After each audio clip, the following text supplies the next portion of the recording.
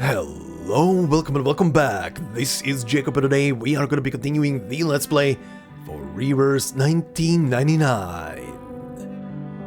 And we're going to be continuing with Chapter 12, and we're going to see how this is going to continue. Yeah, the chapter so far, definitely a tonal shift from the previous one, and I'm liking it.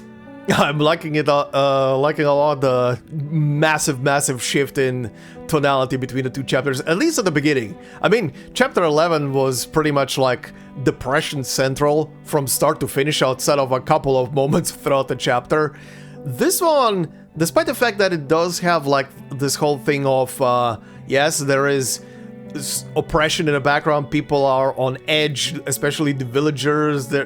We even had a scene with war breaking out, but still the tonal shift is very massively different between the two chapters, and I'm enjoying it so far. I do wonder how the rest is gonna work. We do have the Timekeeper now on scene as well. I'm actually wondering if Timekeeper and Merel are gonna link up in the chapter. That would be kind of funny to see those two interact. But yeah, anyway, chapter is pretty interesting from the get-go. The glow-ups, I honestly did not see coming. I mean, I didn't even realize, I mean, how could I? But I didn't even realize, of course, that Rhiannon is Merel, of course, and everything. Which, again, I'm looking forward to seeing the next chapter with whatever explanation that are gonna come around with the name change, or at least the outfit change, or whatever the hell is happening there. Ilya, I'm actually, you know, looking back at it, I'm actually happy that I didn't spoil myself on the character glow up reveal for the chapter, because if you think back, for those of you who do remember, because I only reminded myself over the last 2 or 3 days when I was doing something else in the game, I reminded myself about the fact that at one point, I did see that banner when chapter 12 was releasing. I did see the banner for Igor, even reacted to it for a split second, but I didn't realize that in the same picture with Igor and I believe Marsha to his right, well, to his left, to our right, there was also Ilya in the picture, and well, she was in a new outfit and I didn't realize that. Because I was kind of distracted by a certain silverback. Good God. Good thing he was in the picture, I guess. Because it did lead up to a nice little reveal.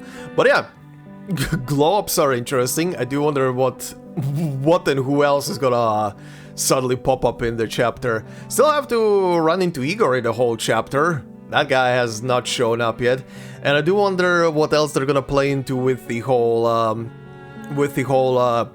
heat wave, I guess, that is happening in the region and everything.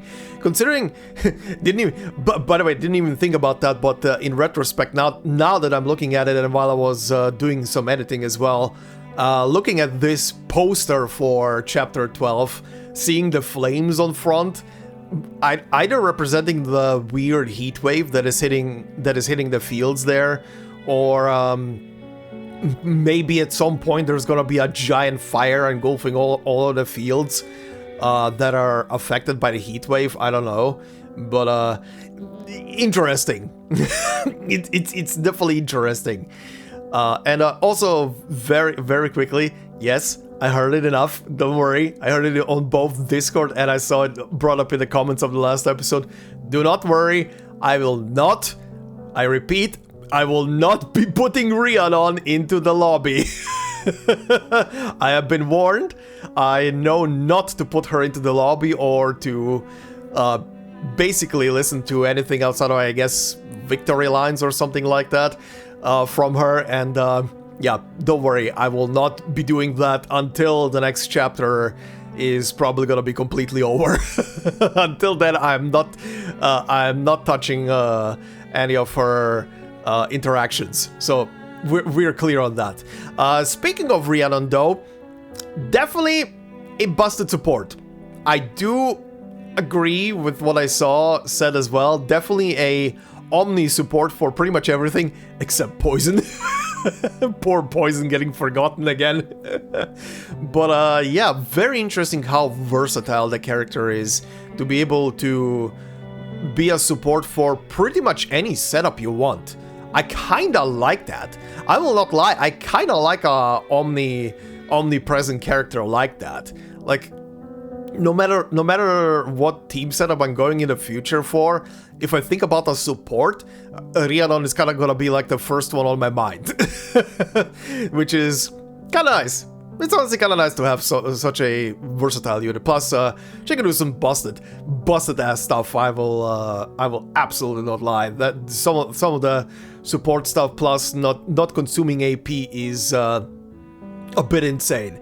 Also, I've used her in combination with the Conduit team, which, oh yeah, by the way, this brings me to a question I wanted to ask very quickly. Copella. Considering I will not be getting her Psytroop for a while, what is a good Psytroop alternative for Copella? Outside of obviously her very own one, which I'll get in the future, but right now I don't know what to put on her.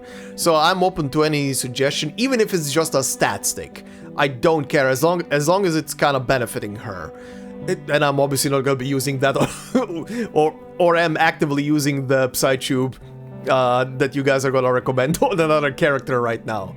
But yeah, I'm open to any suggestions what would be useful on her, because I really don't know what to put on her, to be fair.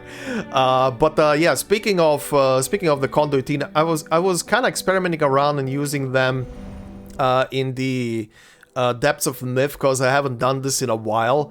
So I was kind of like, let's take the Conduit team and let's push a bit further in to see with them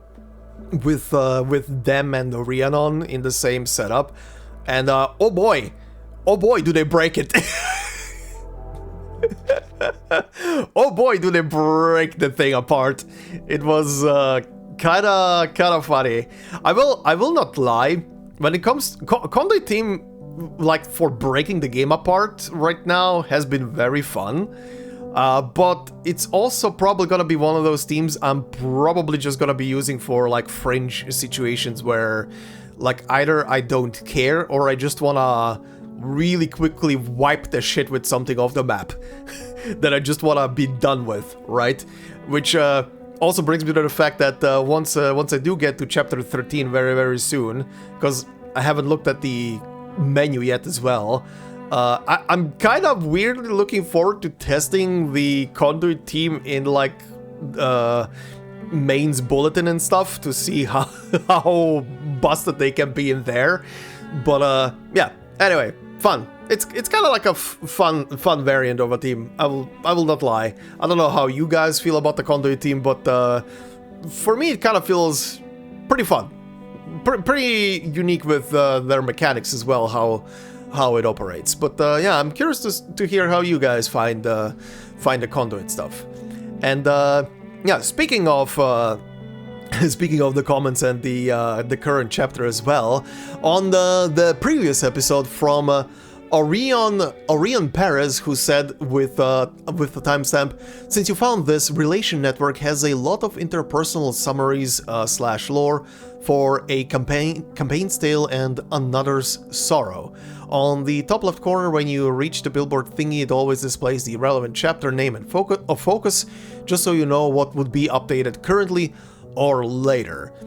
Yeah, interesting. Oh, just for a clarification, either from you or from anyone else, when you say currently or updated currently or later, do you mean that like stuff, for example, like here from a campaign tale right now, will this stuff still be updated when we get to On Another Sorrow, so chapter 13? Because that would be very interesting if so.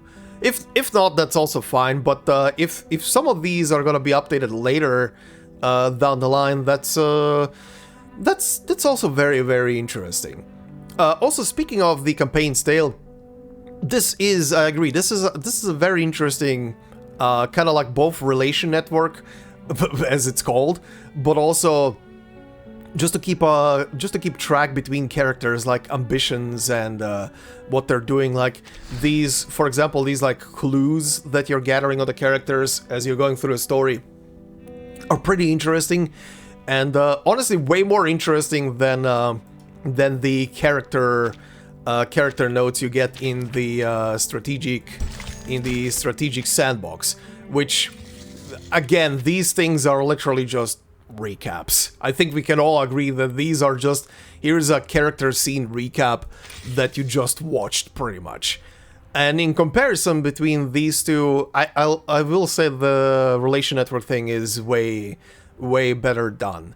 However, I do still like the sandbox probably a lot as well, mostly because of the extra little notes, the dispatches. Plus you can watch the characters. Oh, I didn't even notice the Manus hands here the last time. But yeah, you can also watch the character movements and other stuff happening like almost real time on a battle map. So it's very interesting. But yeah, the relation network is very interesting. So if if stuff from chapter 12 right now is still gonna be updated in chapter 13, I'm all down for that. Like extra little bits of information are always cool. But yeah, anyway, Arir and Paris, thank you very much for that very interesting comment about the relation network.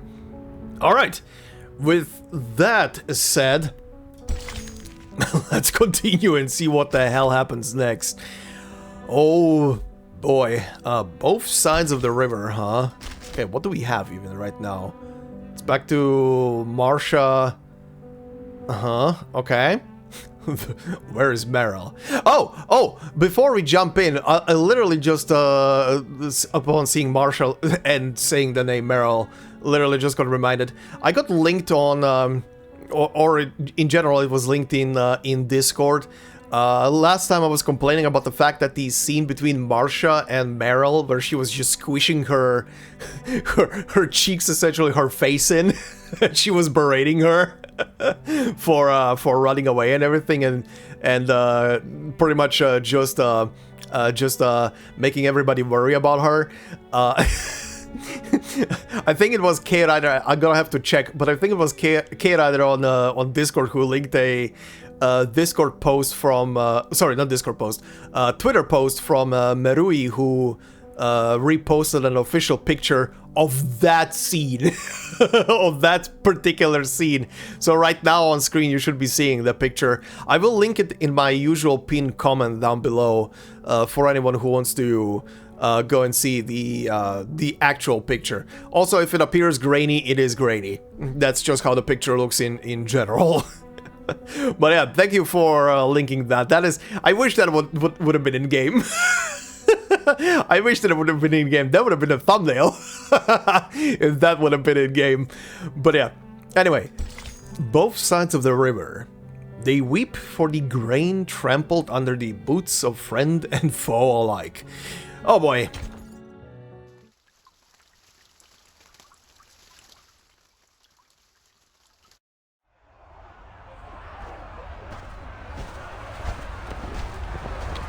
Several young men in Xeno cavalry uniforms surround the house, along with some boys not yet old enough to serve. A boy and a girl are trapped at the doorstep. Judging by their resemblance, they're siblings. The brother is covered in blood. A cavalryman poised to charge stumbles back and crashes into the line of men behind him. A knight stands at the circle's center, the only barrier between the cavalryman and the two children. Who's next? Oh shit! This has nothing to do with you, outsider. Another cavalryman steps out of the crowd, ready to fight. Oh, immediately battle? You read 3 sentences! Tamarovka. Okay, Xeno cavalryman. Right. A soldier of the cavalry corps under Xeno Arms Academy, they grew up in the steppe winds. Now they stand firm in those same winds. They mount their war horses not for glory, but so their home endures. Oh, no turning back, press onward, honor of the undaunted. Okay, yeah, I'm not doing it with this team. Hold on. Alright, I'll still put Rhiannon into the team because Merel is part of the story, so why not? There is no turning back. Just gonna try to avoid and use her too much because she's gonna break them apart.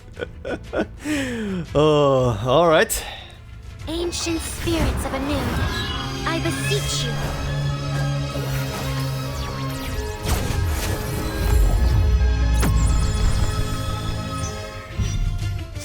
Runes, runic symbols. What happened? That animation A shot hit. is very pretty. Are there any injuries? Just give me a shout. I'm here to help. Sure, Marsha, there are only injuries on the enemy team. Their pride got trampled. But yeah, that animation for her is very pretty. Anyway, one word from the commander immediately silences the cavalryman. They instinctively step aside, clearing a path to the house for him. Commander. The knight puts away her weapon. Forgive me for bruising your soldiers. Was what we did just now bruising or just slaughter? I don't mean to interfere with the Cavalry Corps' internal affairs, but this incident could cause serious harm to people outside the military. The commander raises a hand, prompting her to skip the formalities. What is this? Someone discovered a stash of unfamiliar weapons in these two children's house. It seems their uncle joined the bandits last night. Ah. Okay. I was like thinking to myself, I can't remember why is everyone here so on edge? Okay, this explains it. Okay. These children. They're from an Arcanist family. Yes, some Arcanist villagers fled upstream, claiming they would join the bandits and return to rob the others. Some soldiers thought it prudent to do a preemptive strike.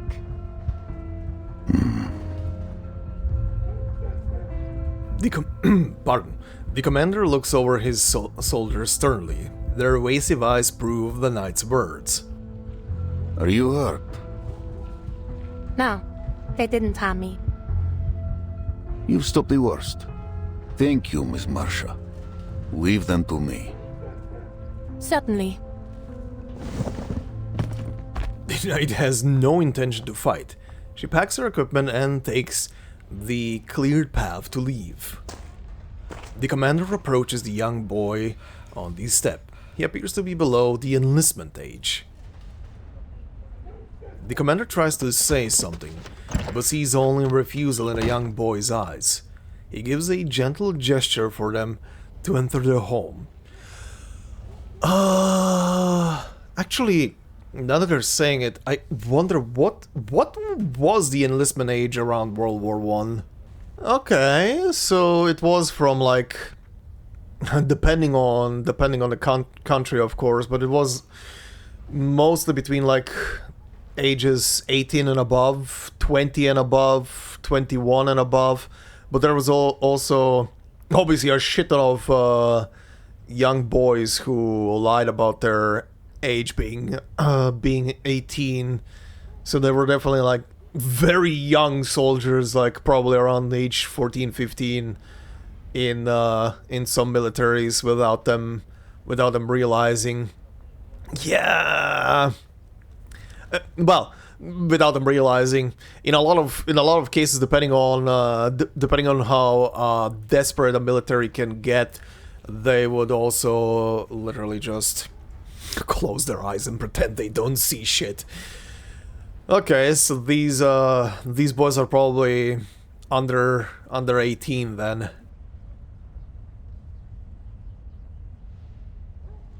What the hell just happened? He turns, still standing tall at the doorstep, and faces his men. There may come a day when we cross blades with our townsfolk. A day none of us prays to see. This war will scar us. It will scar our children. Our children's children. The Dawn will carry our deeds for centuries. Those who take up arms with bandits are our enemies. And we will answer with bullet and blade. But their families will not suffer. They are our people. Her people. No harm will come to them by our hand, else we become those we fight. Then what are we waiting for? Why are we stationing in the city? We aren't city guards, we're riders. We should be out on the steppe hunting down the bandits. Right. These are our homes they're destroying. How can we just stay in the city and watch them burn? If the cavalry won't go, then we should go ourselves. Split up by village and defend our own. Then the enemy will seize the chance. And one by one the blood of you and your families will water the Dawn. I have to say, also very pretty music right now. But I really like Ivan's voice actor. He does really bring the feel for the whole thing, for these scenes. Very good. We fight for the peace of the steppe. If she is to flourish as she once did, then we must stand united upon her plains. No more words on this.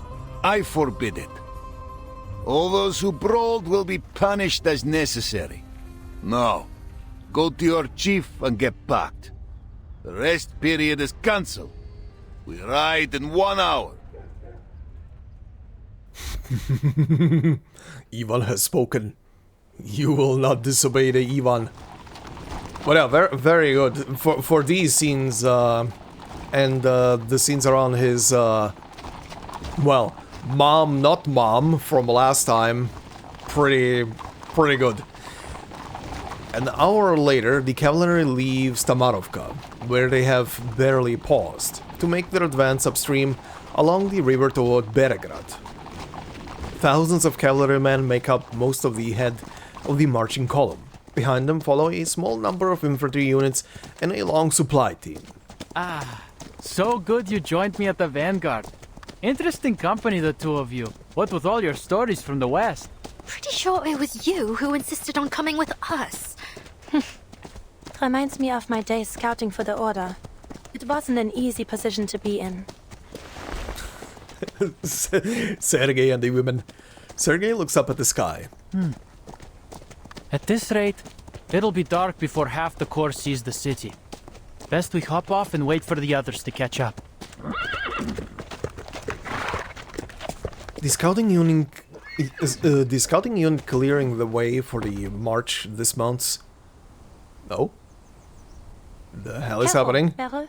You'll break a leg if you dismount like that. Here, take my hand.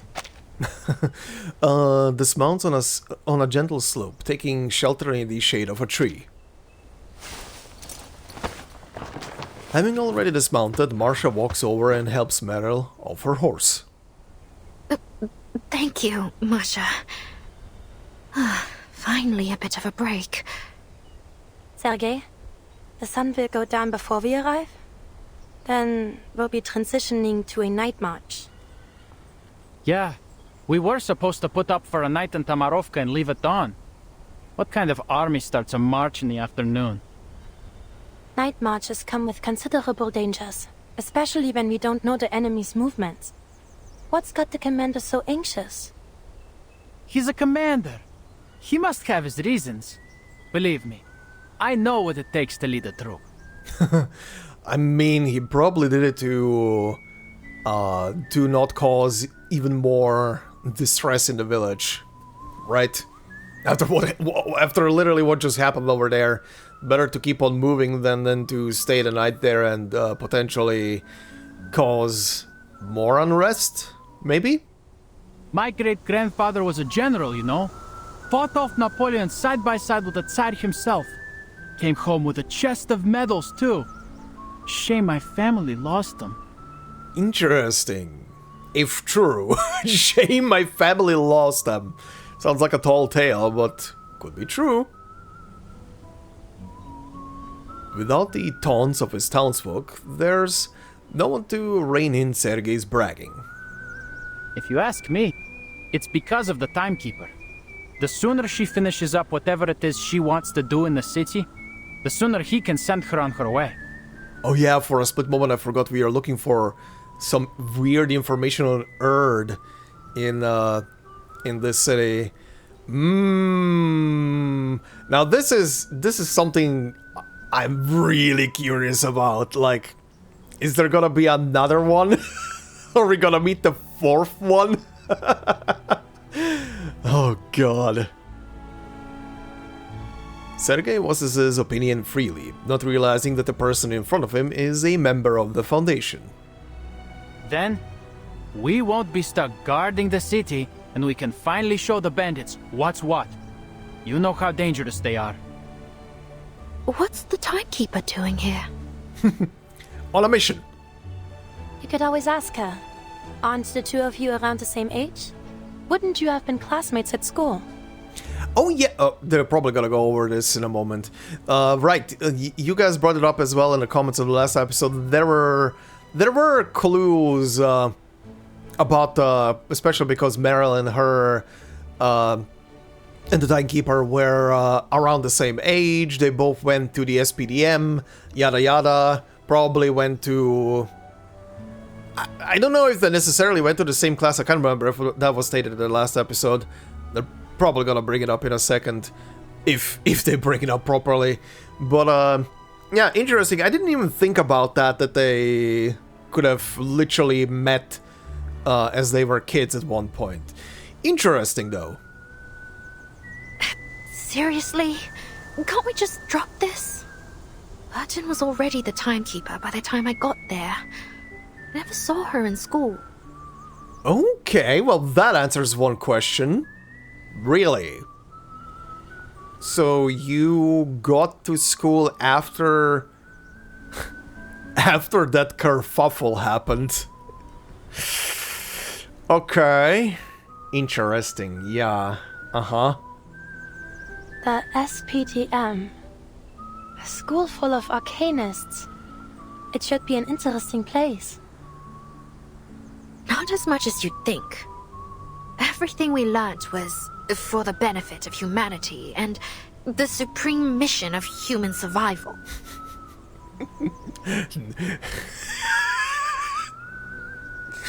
She said that, and all I could think of is Nier Automata. Every time the commander would give a speech for humanity. Every day, there's a morning broadcast of the school motto in 12 languages, and the student handbook's thicker than the Oxford Dictionary. Oh, Jesus Christ. Oh, and the fence. It's electrocuted. Can you imagine? 230 volts of electricity buzzing day and night. It's more like a prison than a school. There was a rumor back then that a group of students managed to escape. People said it was the Timekeeper who organized it.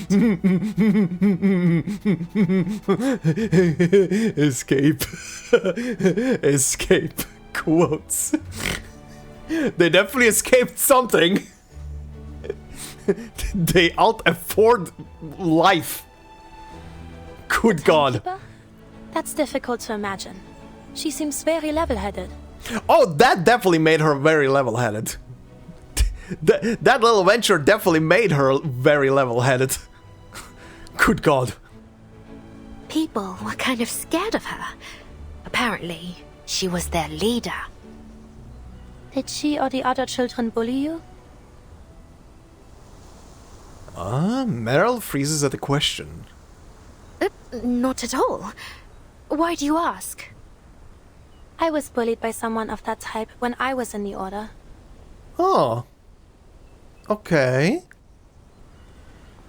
Marsha speaks as if it were nothing more than a passage from a textbook. I was about half the age I am now. As an Arcanist, my physical fitness was poor before I received training from the Order. Some older squires would give newcomers like me a hard time. We didn't stand a chance. What's a squire? They serve the knights, and are usually candidates for knighthood. Newcomers take on menial tasks while they study the arcane skills of the order. Those who master them become squires. Wow, and you ended up a knight. Did you train thinking you'd go to war? War. I had always pictured it as something far off. A legendary battle of dreams and ideas, until it broke out. I'm no longer so naive. You must have taught those bullies of yours a lesson, right? Marsha's mouth curls into a mysterious smile. Very few squires are granted knighthood. Sergei, who has been listening along, cuts in. All right, rest's over. Back in your saddles. Better not let the team see us lounging around. Sergei straightens up and checks that the saddles are securely fastened. The others follow suit. You'll see Berigrad once we reach the top of the slope. He rides slowly toward the top.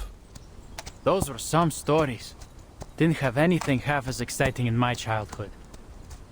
By the way, I could show you around the city if you've got time. I know it well. Why do I feel like he's about to get sniped the moment he gets on top of that hill? There's a Turkish place that makes the best kebabs.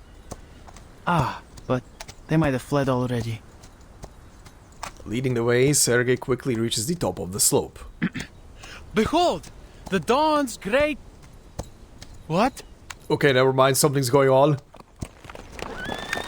Sergei pulls hard on the reins, stopping his horse just before the crest. What's wrong? Wait, am I seeing things? Why are there so many people outside the city? Uh-oh. They ride up to his side. A dark crowd forms a wall across the cavalry corps route to Berigrad. This is... an army. They're blocking the entrance. What? At this time of day? Sergei, tell the commander to halt the march. Merel and I will stay and observe their movements. Go. All right. Okay. What army? Who is there? Is it Manus? Outside Berigrad. Did you get a clear look? Bandits or other forces? I'm not sure, but they're definitely not bandits. There are too many of them, and I think I saw armored cars. Okay. Oh, and a banner with a griffin on it. Oh, that has to be Igor. A griffin. Right. The commander's brow darkens. Hold all regiments. Hold the advance and take the high ground outside Berigrad. Do not engage. Yes, Commander. The temporary liaison rushes off. The commander turns to the solemn chief of staff and flying witch captain at his side. A griffin. Igor's banner. Okay, yeah, I've thought so. Okay, curious. What would they be doing there? I mean, I don't think they want to occupy the city. But considering what is happening, and they did break off from Manus, they could be running defense for the city. And that's why they just, like, made camp right next to it? Maybe? So he's here. Just outside Berigrad. Only half a day's march away. Our orders are to enter Berigrad. If Igor blocks our way or tries to attack, we have reason to engage. I somehow really doubt he's gonna be an enemy. Like in general. But they do have, obviously, good reasons to be on guard because of him. But the city and its people may already be under his thumb. If the upstream villages truly were pillaged by his hand, then he may threaten us with the lives of Berigrad's people. The commander's hand instinctively reaches for the gun at his waist. The cold metal calms his nerves. Lieutenant Lilia, your unit will confirm the number and formation of Igor's army. Retreat if attacked. Suffer no losses. On it.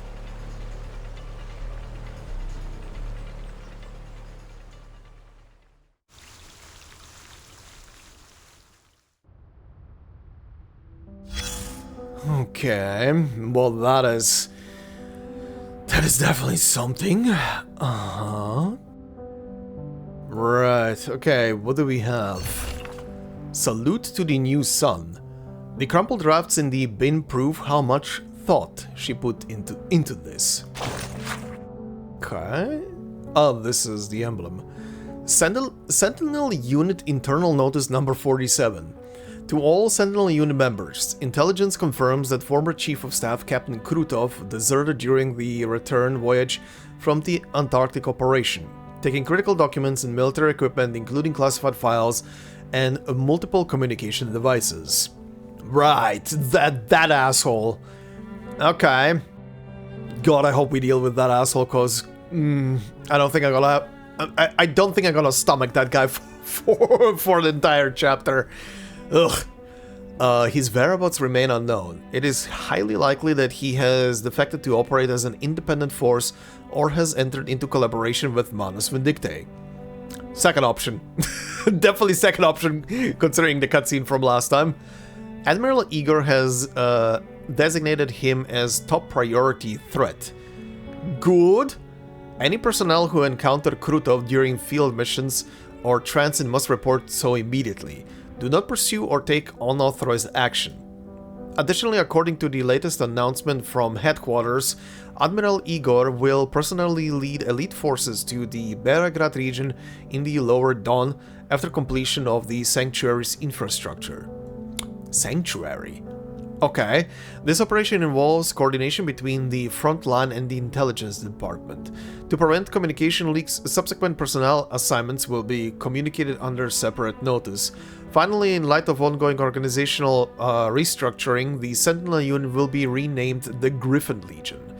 We welcome alternative naming proposals. If you wish to submit one, please deliver your suggestions to Lieutenant Mulder within 7 days. Note: names must reflect our military ethos. Offensive, religious, or political suggestive terms are prohibited. Issued by Lieutenant Mulder. Date redacted. The way this reads, and what the impression is it leaves me with, it almost makes me believe that the Xeno military heads are aligned again with Igor, and they're just reforming his unit under a new name. Huh. Unless I'm misinterpreting that, but I guess we'll see. Okay, nothing new in the relation network, huh? Just sandbox stuff. Well, what's new? Well, that's a griffin. Okay.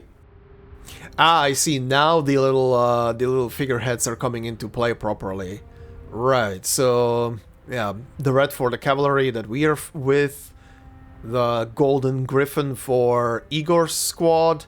The blue hands for Manus Vindictae. Yeah. Okay. Oh boy, I have a dumb feeling all of this is gonna be recapped, but let's see. Marsha. Recap. Another recap. The Griffin Legion appears.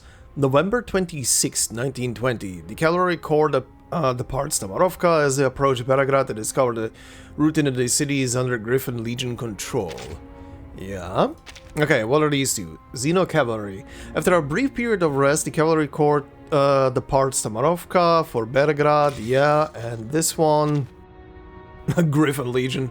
Before the cavalry corps arrives, the Griffin Legion has already moved secretly to the outskirts of Beregrad, occupying key routes. Okay, that's all? Okay, that was kind of sparse.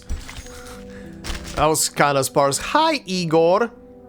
Oh, this is, shit, I forgot his name. The weasel guy, as I like to think about him. His whole aspects and energy of a weasel. Okay, well, this will be a meeting. Wow, this will be a meeting. Ivan, Timekeeper, the Sergeant, Ilya, Sonetto, Oh boy.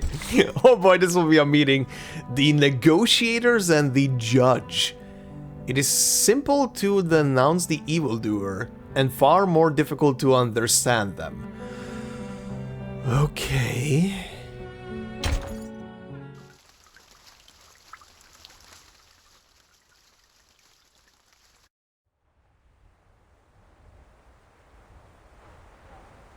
A shallow valley separates the two armies.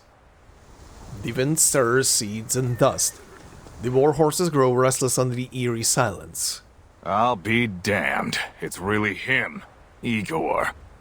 After all this time, he just shows up here in Belgrade? What's he trying to do exactly? This guy's very American, okay? Whatever it is, he should do it soon so we can end him. I bet he wants to take his chances against us, too. Not so fast. You know Igor parted ways with Manus Vindictae after the Antarctic operation. Are you on that traitor's side? He parted ways with us, too. Yeah, he parted ways on with one group, and then with the group he went to.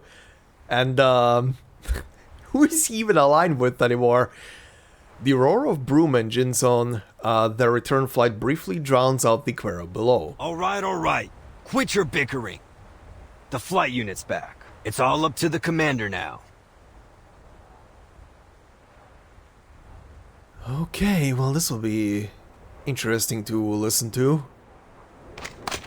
If the two sides are actually going to be running, like, negotiations. Anything on the tactical map?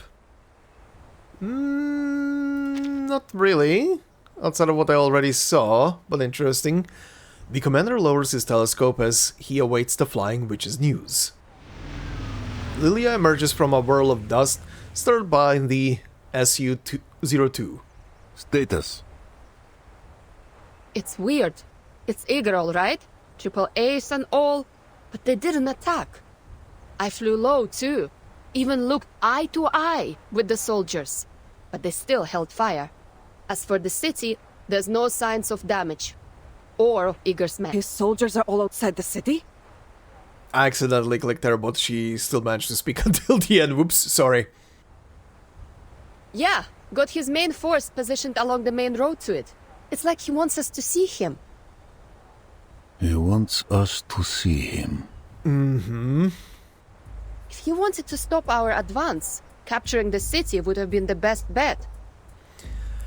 I mean, again, not defending Igor or anything, but again, he did obviously betray Zeno to go with Manus, and basically for a while worked against everybody else that he was once aligned with, just to acquire an item, and then once he got the item, he basically showed the middle finger to Manus and went his own way.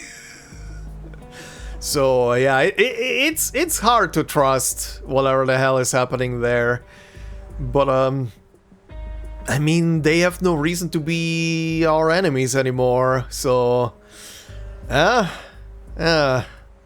It's almost like he's welcoming us.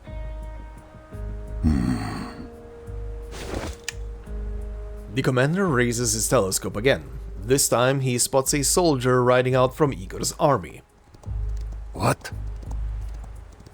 The messenger crosses the ground between the two forces, drawing closer to the cavalry. His rebel uniform causes quite a stir. That's... Let me guess. I can't remember his name. Was his name Ptolemy or something? The weasel guy? Calm yourself, Lieutenant. A rider must assess the terrain before he takes to a gallop. Would be funny if he actually sends him as a messenger in. The commander holds fire. The messenger reaches the cavalry formation and approaches the commander, escorted by a guard. Oh yeah, also, considering Mulder was on the document that I was reading earlier, Mulder is currently with the Foundation, so yeah, he has even less reason, even if from a military perspective he would probably not really think about it if need arises, but still, Mulder and his other daughter are with the Foundation, so yeah. Commander Ivan Ivanovich. It's been a while. Okay, I was right. He did actually send Ptolemy in. Okay. The Weasel. Good God. A long time indeed. What message do you bring, Ptolemy? The messenger stares straight into the commander's eyes, intent on carrying out the mission entrusted to him by his father. Admiral Igor wishes to talk with you and the Timekeeper, who is currently under your protection. There's something important he wants to discuss. About Beregrad, the Dawn, and the Timekeeper's mission. Oh, is he aware? Is Igor aware why the Timekeeper is here? Now I'm wondering if someone snitched on the Timekeeper's mission to Igor, or if Igor maybe already found the information on Erd, or even the new Erd in this city, and realized why the Timekeeper would be here.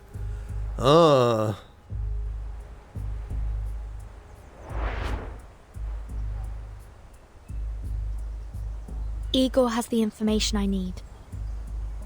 Seems he knows why you're here, though this could be a ploy. It's too dangerous for the Timekeeper to meet Igor in person. They should speak via communication device instead.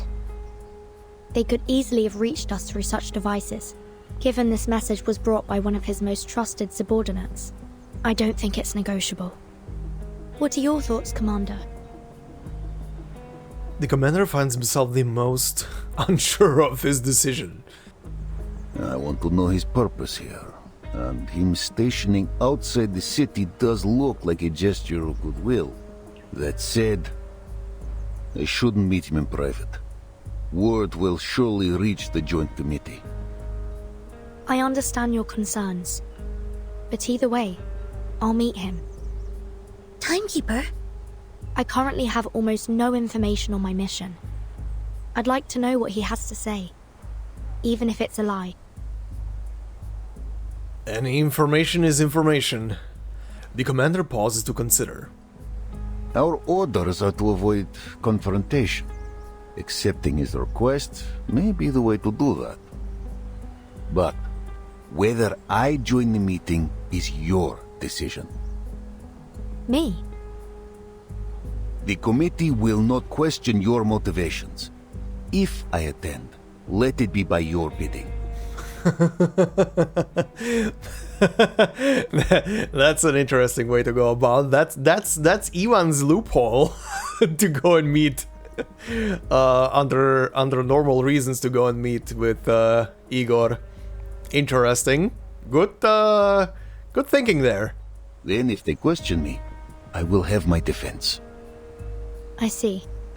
I'll make the decision. But how can we ensure the safety of the Timekeeper and the others?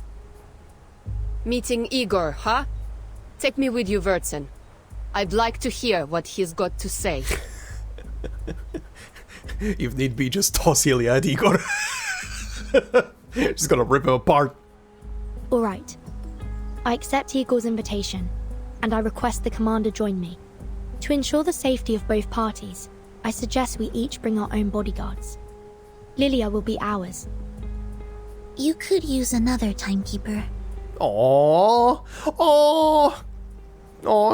Sonetto doesn't want to be left behind. Sonetto, you're the only one who knows the details of the mission besides myself. One of us should stay in a safe place. Relax. I'll bring Vertin back in one piece. Understood. Please be careful, Timekeeper. I'll prepare a teleport disc for you. Aww, sad Sonetto. So it stands. I'll send a rider to Igor's messenger. We meet on the open plain, within striking distance of both sides. Ooh, this will be interesting. This will be very interesting. In that space between armies. Ooh. Okay. This is going too fast. Holy shit.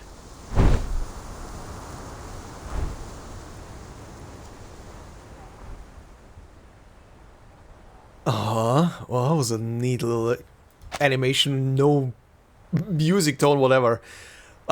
in that space between armies, the air seems to tighten under the antagonistic stares of the opposing sides. Tens of thousands of eyes are fixed on the few figures at the center of the valley. They walk toward each other across the opening grassland. Open. And Vertin says nothing. Igor arrives first at the designated location and waits patiently. He stands alone, not a single guard at his side. I'm sorry that this is the way we meet again. Jesus Christ, you're really alone right now? I feel the same, Igor.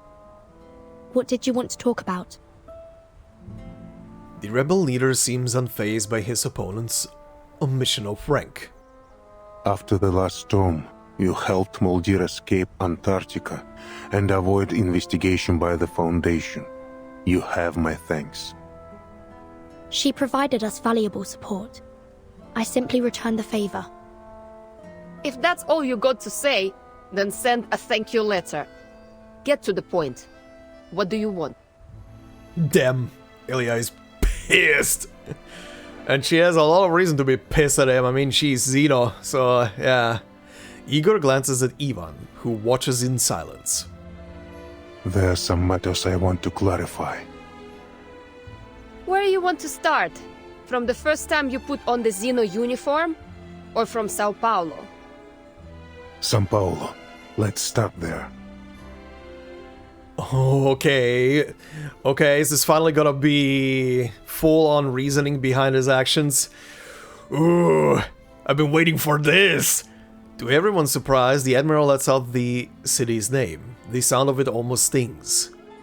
The corner of Ivan's eye twitches. Before I arrived in São Paulo, I struck a deal with the dead Arcana. You communicated with Arcana after her death? Yes, you witnessed the events in Antarctica. I trust there is no need to explain why I heard her voice. Death and resurrection are part of the myth she aimed to construct. I refused to become her follower, but I desperately needed the reward only she could provide.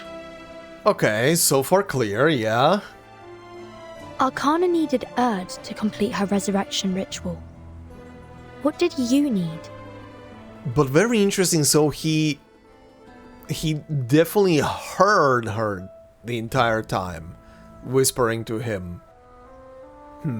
Okay, that's interesting. A true shelter. A boon, a hidden place. A promise from the surpassing excellence.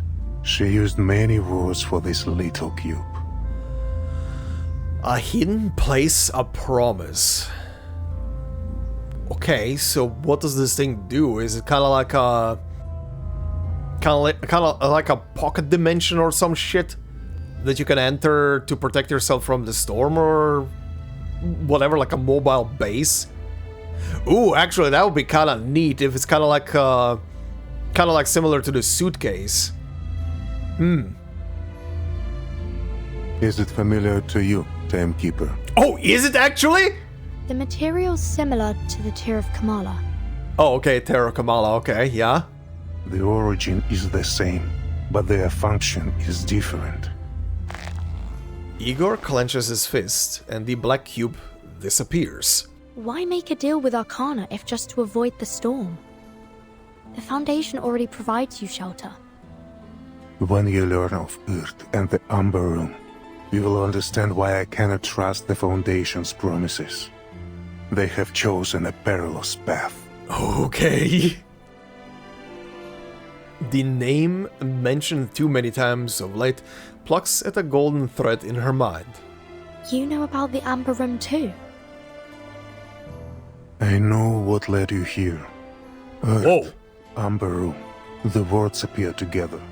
But whoever gave you this intelligence likely knows little more than that. Huh.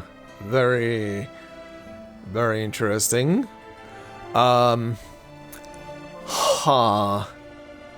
Okay, from the way he is talking, the combinations between Erd and the Amber Room specifically seem to be the trigger why he went with Arcana's promise to get this boon. What's so damning about this thing, huh? Belgrade is not a large city, but without guidance you will never find the Amber Room, even if you turn it inside out. Okay. Is it like that? Is like that? Shit. What is it called? The train thing with Harry Potter. What was it like? 9.5 something? Fortunately, its location is not a secret to me. Okay. Because I was involved in it all. What? What? What? How much more do you know? No more questions. I am no longer bound by the Foundation's confidentiality rules. I can lead you directly to the answers. What does he mean he was involved in this whole thing with the Amber Room, huh? Igor gives them space to consider the deal, then turns to the cavalry commander who has not spoken a word. Ivan, I know you care deeply for the Dawn. I admit some responsibility for the looting of the upstream villages. Then... it was you? It was Krutov. Krutov? Here you. What difference is there? He betrayed Zeno at your side in Sao Paulo. He follows your orders. No, he doesn't. That's the problem. That guy went super racist. Not since Antarctica. With the new era, Krutov has taken his own path. We have some differences of opinion. That is putting it lightly. The Manos deal was a one-off, but Krutov wants more. He believed our reward should be greater. That receiving only a small black cube was like pleasing a child with a toy. A traitor among traitors. Guess people do get what they deserve. Sharp. You're right. I should have known that without Zeno, his desire would grow beyond my control. I will take the blame for his madness. And for the Xeno soldiers you killed in Sao Paulo. I will not deny it, and I will atone. But I must first stop what Krutov has done to the Don Basin. I trusted him, trained him under my command, but failed to see his inflating ambition. I did not snuff it when I had the chance. In the end, he built an army from my soldiers and weapons, and from the Manos and other sources. I'm actually wondering right now if Krutov is gonna be maybe either the last boss of this chapter, just some crazy version of him mutated by Manos, or just Krutov himself, or if he's gonna be like a mini boss of the chapter at some point towards the end. He kind of fulfills that purpose right now. In this era, our relationship has become rancorous. He hopes to snatch the boon, and I hope to end this matter once and for all.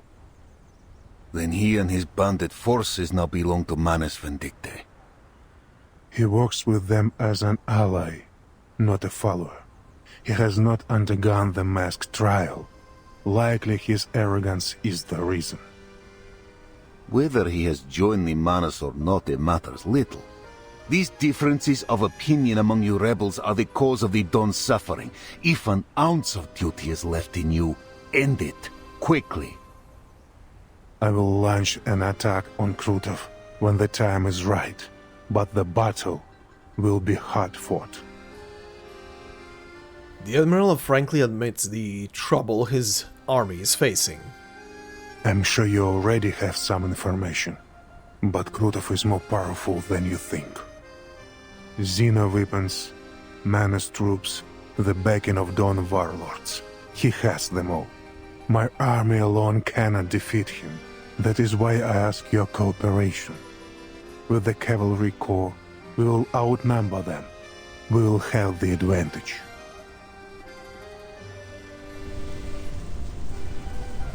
Igor's words are like a shashka sunk into the mud. Oh.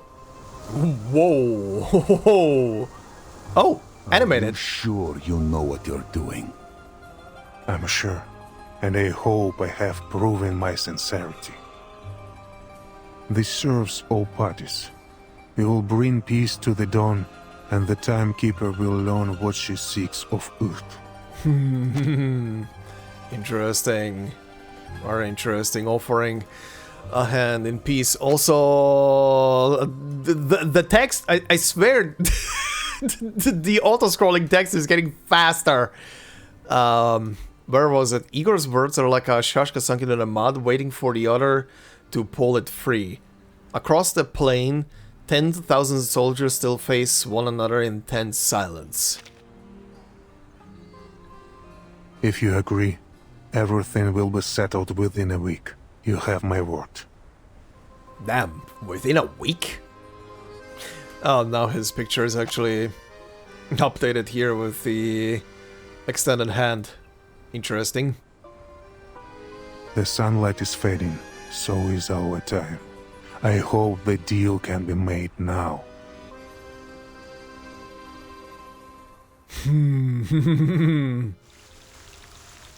Oh, this was an interesting cutscene. Oh, this was very interesting. Whew, buddy. What the hell were you involved in? Huh? Okay. Well, what is this now? Keyword. Words are like stones beneath the river, catching the sunlight and guiding the current. The crypt. A note from Sonetto. Timekeeper. Regarding these slips of paper covered in unknown symbols that were chucked into Mr. Kreos' letter, I spent some time analyzing them and eventually found relevant information in an old tome in the library. They follow an ancient and rarely used encryption method. I deciphered them and extracted several key fragments from the mass of meaningless character strings. I've transcribed them below. Oh, interesting, it's using Greek lettering. Okay. So, Beregrad is the first one. Oh, this is... I don't think this is completely translated, right? But did it say key fragments? Yeah, okay. List Amber Room. The Foundation. Related. Secret Experiment. Erd. Oh. I mean, this could be in any kind of combination, but the way this is listed out feels like the Amber Room and Erd were part of some secret experiment that the Foundation was conducting here. Maybe. I mean, if Igor was involved in this, yeah, that could be it. Well, I guess gonna have to play to find out more. Okay, what's in a sandbox? Let's see. What do we have? 26th November. That is getting very close to my birthday. Xeno Cavalry Corps encounters the Griffin Legion. Opinions among the young cavalrymen differ regarding the Griffin Legion Admiral, Brandon the Traitor. Yeah, that's normal. Then we have Griffin Legion sends a messenger to the Cavalry Corps station near the Beregrad. Yeah, it's exactly who we thought it was. Or I thought it was. Three-way talks. November 26, 1920. After contact is established by a Griffin Legion messenger, the Timekeeper, the Cavalry Corps commander, and the Griffin Legion admiral meet beside the Steppe River for a three-party negotiation. The admiral seeks to broker a joint alliance. Yeah. And this is a recap. Yeah, okay. Oh well, speaking of Xeno and stuff, Mulder. To Mulder, I will lead troops to the Eastern Front with Ptolemy. Now that Krutov is no longer under control, I must settle this matter personally. You are to remain at headquarters and oversee troop management across all regions. I will also make good use of the report you brought back regarding the Timekeeper. Mulder spying in both directions. Alright, yeah, this is from Igor. Judging by Father's tone, he intends to settle matters with Krutov. I should have gone to the Eastern Front as well, but since this is Father's order, I will carry it out to the best of my ability. He also mentioned the Timekeeper in his letter. After what I experienced in Antarctica, he seems to have formed his own opinion of her. Father likely possesses intelligence that could be of value to her, so the two may be able to reach a certain level of cooperation. Yeah, that seems to be the case. That seems to be what he is gunning for. Okay, what's in the clue section? Lilia updated. What's new? Clue 3. Lilia temporarily leads the newly formed Flying Witches. She gets a new, allowing her to carry out missions while her old red... Isn't this the same? What the hell?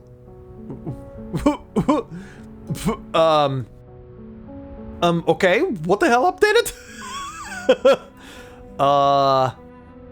Okay. I'm not sure. I believe it's Clue 3, but I feel like I read Clue 3 already. Timekeeper, Clue 2. Igor has critical intelligence regarding Erd. He will share it if the Timekeeper and the Cavalry Corps agree to work with his Griffin Legion to confront Krutov's army together. Yeah, okay. Ivan. During negotiations with Igor, Vice Admiral Burakov discovers that the bandits are not just Xeno rebels, but Krutov's army working with Manus Vindictae. He recognizes the value of Igor's proposed alliance, but still feels hesitant about dealing with his former colleague turned traitor. Okay, now for these two. First up, Ptolemy. Clue summary. Ptolemy is Igor's adopted son. He believes that his father's actions are justified and works tirelessly to achieve Igor's goals. In the outskirts of Beragrad, he acts as Igor's messenger, delivering messages to the Timekeeper and Vice Admiral Burakov. And our big boy, former Xeno Admiral Igor defected during the Sao Paulo incident, taking his forces to join Manus Vindictae. After the Antarctica incident, he separated from Manus Vindictae, causing a split with his close ally Krutov, who continues to work with the Manus. Igor proposes forming a cooperative alliance with the Timekeeper and Vice Admiral Burakov to stop Krutov's forces. This is such a weird alliance. These two sides aligning to both go against the same asshole is very funny. Well, we're back at our original base, or we are at the at Ivan's place, I guess, unless they're reusing the background. Let's see. White Knight. Comrades may be united in loyalty or by other means. Hatred will do. Wow. Wow.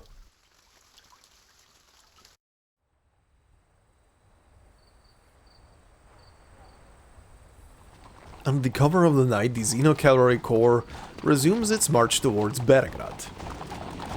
The Griffin Legion holds position by the main road to the city. Both armies remain on high alert. Alone on the fields comes the slow crunch of two pairs of heavy boots. It must have taken some convincing, especially with Sternova. She's rarely easy to sway. I don't think she was swayed, but sure. I swore it would bring peace to the dawn. Sabina objected, of course. Once a traitor, always a traitor. Her exact words. She's right. And he agrees. Oh, what the hell? Igor pulls back his sleeve. A circle of neatly inscribed symbols glows faintly on his scarred arm. Is this something that Manus left behind? What the hell is this? The arcane incantation customized by Xeno for every Arcanist commander. preventing the misuse of arcane skills. Oh. Oh, this is interesting. Never thought I'd see it again. Your arcane skill can vanish an army in an instant. I must take precautions. Again, I really want to hear more about Igor's arcane ability. Can vanish an army in an instant. Like, can he displace a group of people and equipment? Or can he just make them invisible or some shit like that? Also, what's on the tactical map right now? We're moving into camp with him. Okay, yeah. Interesting. Okay, so the incantation on his arm was placed there by Ivan, I'm guessing. Ever cautious. Good. Though I'm surprised you still remember how to write it. Okay, yeah, it was placed there by Ivan. I knew a day would come when I'd need it. I never thought it would be for this. The commander has no desire to pursue the topic. He looks away. Keep your promise. The hawks are circling. They will devour me and Som if given the chance. I know the Foundation wants no conflict between the cavalry and me, and the Timekeeper must have promised to vouch for you. Her words will not go unheard. Were it not for the Timekeeper's mission in Belgrade, they would have ordered you to leave the Dawn immediately. No 2-week buffer. How did you learn this? I do not need interception to know what the Joint Committee thinks, provided their membership remains unchanged. Or in other terms, Mulder. You're a Kazakh, so they sent you here to recruit new riders. For the same reason they do not want you stationed here in your hometown. Don't speak like you know me, Igor. You and I are no longer brothers. Demotion, imprisonment, no matter what they hang upon me, I will do what I must to defend my home. Igor's eyes follow the river upstream to Belgrad's low rooftops, gleaming beneath the starry sky. We were born and raised on this land. We both bade farewell to our families that day, leaving Belgrade and the steppe for the cold walls of Zeno. On a fine day, you can make out the church spire from here. The city is not as large as it was in '99. Back then, you could easily see the suburbs too. Many things are different. All this will be washed away in time. Do not put too much weight on it. But the steppe remains unchanged, and so do her people. The smell of grass and dirt is no different than at the century's end. I still cannot trust you. Krotov is but one stain on the dawn. There are many more to be blotted. The golden famine will strip the steppe bare. Her people will either starve or leave. Most will have to leave off their food stores. Some poor folk have none at all. What does the Foundation believe to be the cause? Interesting. So not even Igor knows what the cause for the famine is. Huh. Okay. They haven't investigated. The Foundation is stretched thin. The steppe is not worth their focus. Our best hope may be the next storm. If it is kind, the dawn will wake as she should in the next era. Oh my god, that is a very sad thought to have. For once looking forward to the storm just to see if it resets the area you're calling your home to a better version. Oh my god. Now we're actually playing gacha. It's just with time itself. Oh. This heat is the result of an arcane ritual. Yeah, that's what I'm also thinking. Igor lets Ivan's almost cruel joke pass. That's literally what I was saying. A ritual? Bending the weather over the entire lower dome. How can it be done? Commander! The messenger's shout cuts the conversation short. He runs up to them and bends over, hands on his thighs as he attempts to catch his breath. Yes. The messenger's breathing is unsettled, not from weariness but from sheer fear. He turns to the Xeno rebel leader with a curious expression on his face. Igor. He mumbles something imperceptible to himself, gradually steadying his breathing. And the moment he straightens up, he whips out a pistol. This is for Alyosha! Oh. Oh, did he actually hit him? Igor staggers back 2 steps and drops to one knee. Ow! The messenger's trembling hand throws the shot, of course, denying the bullet its deadly purpose. After a brief moment of shock, the commander lunges forward to seize the messenger's wrist. Soldier! What do you think you're doing? Jesus Christ! He forces the messenger's face to the ground. He tastes the dirt of his home with every word he roars. Alyosha! My brother! You killed him! You killed him in Sao Paulo! Why did you do it? Because he wasn't an Arcanist? Because he wouldn't help you cozy up to the menace scum? No. No one answers. Besides his struggling, the knight returns to silence. Your commanders may execute any soldier who sabotages the army's strategic goals as a traitor. This is Xeno law.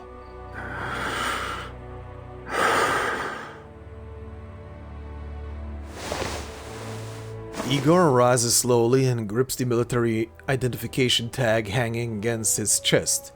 A dent remains where the bullet struck. He is as calm as the silent nights of the dawn. He steps forward and kicks the fallen pistol away. Let him go. This is my army. You have no say here. Not far off, a few war horses neigh. Torches quickly light up the dark like streetlights. Let go of me! The messenger struggles free of Ivan's grasp, rolls down the slope and vanishes into the marching column. One by one, the torches go out. Sure, it was me. What the fuck? The commander fires several shots but hits nothing. Father! Igor's ever-loyal son rushes over. Burakov! Don't even think about protecting that bastard! Igor raises a hand and turns to the commander. I'm letting it go, and so are you. Nah, I mean, it's not like he does not deserve a bullet, or 2 or 3, for what he did. And he's very self-aware of that, which is more than likely why he is not wanting to pursue the guy. Many of your cavalry have long served Xeno. They will protect him. Pursuing this will only undermine morale. Nothing matters more than unity in the army. I taught you this. Your cavalry must be united, brothers and sisters on the battlefield. This is what they are, a family. After a few deep breaths, Ivan returns his pistol to his holster.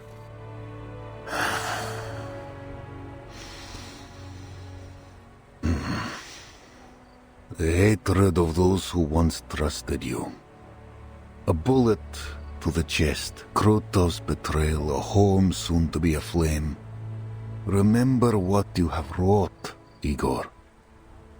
I can never forget. About the ritual that caused the Golden Famine. It was Manus Vindictor's doing, composed of multiple rites. Their goal is to expand west. First the Don, then the Dnieper. Huh. Interesting. So, but... Huh? But what is the actual purpose of the ritual then? Are they like, in quotes, terraforming the region to be warmer? Or some shit like that? Soon, millions of square kilometers of land will grow no crops. All of Europe will face hunger. Or that they could be just starving out the region to secure their own stronghold, I guess. What sort of ritualist has the power to change the weather over such an area? Remember, Ivan, our enemy is a resurrected deity. I mean, he has a point, yeah. Arcana is basically a god. With Ptolemy's support, Igor makes his way down the slope.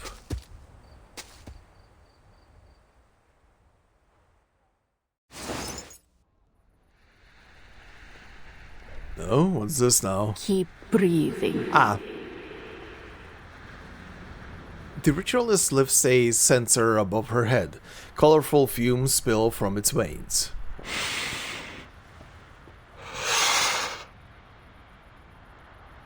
They creep around the bound captive like a gaseous myriapod.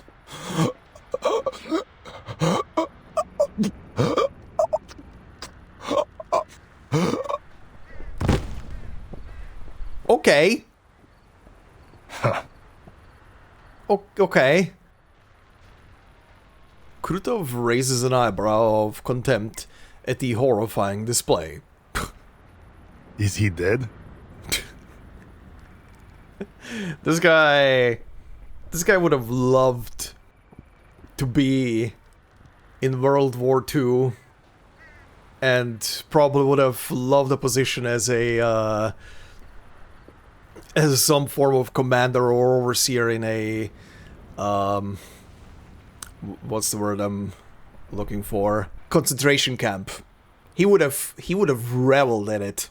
That's the impression I'm getting from this asshole. And that's the very reason why I want him dead as soon as possible. This guy is a menace. He needs to be gone. The ritualist gives the censer a wave. The fumes rush back inside in an instant.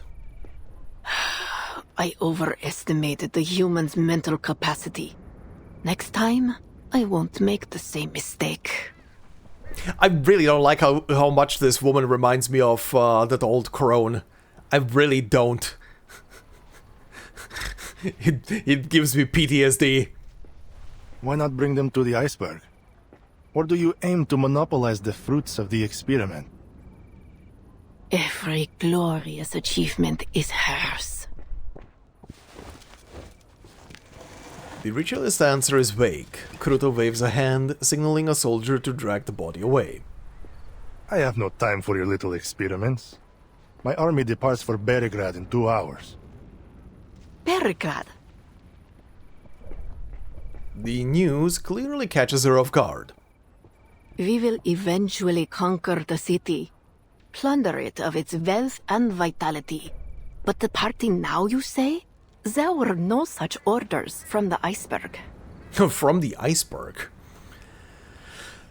What are they actually referring to here, I wonder?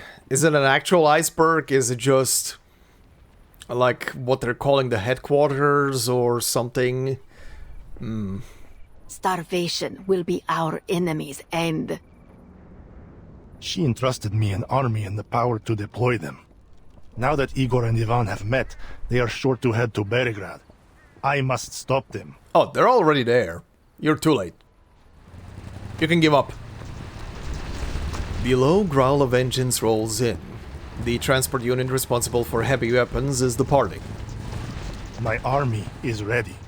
This is my chance to eliminate Igor for good. If you won't give me the boon, I will take it myself. The loss of one right will affect the efficacy of many others. If the weather cools, and winter returns, our attack on the Eastern Front will be jeopardized. Our entire project will be delayed. Your privilege has its limits, General. You and your followers will accept the trial. It is only a matter of time. Watch your tone, Ritualist. You never asked Igor and his men to wear the mask. You have no right to ask us. He presses his gun against the Ritualist's forehead, but she doesn't flinch. She grins. Igor is a weak, indecisive coward who doesn't dare face his true desires. I am greater than he will ever be. Do you think a gun to the head will scare me? Death is but a return to her embrace. She will resurrect our Arcanists, clarify our deeds. I will die with her name on my lips. Okay. Krutov lowers his gun. Monsters. I hate that I have to agree with this guy, but sure.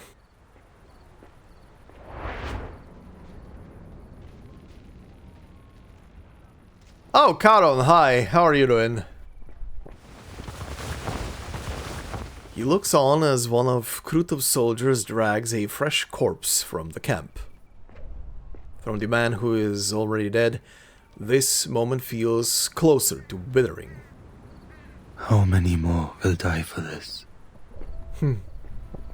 Oh yeah, I saw one of you bring up in the comments of the last episode that it's interesting that they, well, at the end of the last chapter, they had Charon in his, like, promoted outfit, essentially, with the flower and everything, but now he's back to normal. Which, yeah, indeed, is interesting. I wonder if it's just because he wandered into this region that is clearly under a ritual that is essentially raising the temperature and killing all the plant life in the region, seemingly. So maybe it affects the plants that were growing around him as well. I mean, it should also be winter now, so I don't know. I don't know how in tune with nature this guy is supposed to be. I mean, he's in tune with death. That is clear, but yeah, very interesting. I wonder if there's any correlation between the ritual in this region affecting the temperature and plant life, and Charon being back to his normal self instead of the promoted outfit. Because the last time he was at the Western Front, the gravesite he was building was also kind of like blooming essentially, and plant life was growing. So maybe that's why there were plants growing on him as well. But anyway, the Manu soldier says nothing. The soldier glances at him. Without a word, he lowers his head and walks away. Charon feels a stronger pressure closing in on him. They die because of you, Charon. The decision was yours. Charon turns back.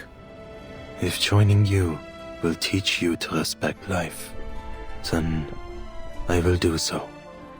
Please don't. But it is unclear what difference my choice will make. These people will still die by your hand, only for another cause. I am not so deranged as the Manas. I simply value efficiency.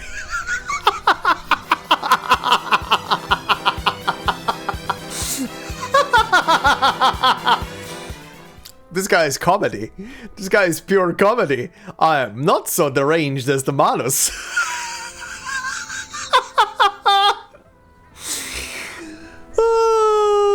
No, you're worse. I don't know how, but you're worse. You're absolutely worse. Jesus Christ. If you are not one of them, if you detest their behavior, why do you work for them? They work for me. These lunatics know nothing of military tactics. Wow. Wow. Okay. I feel it. I feel it in my bones. This guy This guy is gonna have a brutal awakening by the end of this chapter, or somewhere close to the end. I hope at least this guy will have a brutal awakening about who is actually in control and what the shit is happening. Oh my god, he's way too full of himself the way he's written. Oh, this is a prime candidate for like a brutal type of awakening at some point. They simply point in a direction and let their entire force loose. Krutov pauses. What similarity could I possibly have with them? You both start wars, bringing destruction and bloodshed wherever you walk. Our purposes are different. It doesn't seem so different to me. A pity you have to go. It's rare I meet someone worth more than a few words of conversation. Charon fails to grasp the implication behind Krutov's words. He only sees a soldier approaching with a black horse. Andreas. Horsey? Hmm? Before he even realizes it, he is bound with rope by... Ooh. Why do you bind me? The ritualist has already limited my movement. Uh-huh. By the two soldiers behind him. I have other plans for you. Oh my... What the fuck is that? That face with the fist clenched. Okay, great. Well, that's great.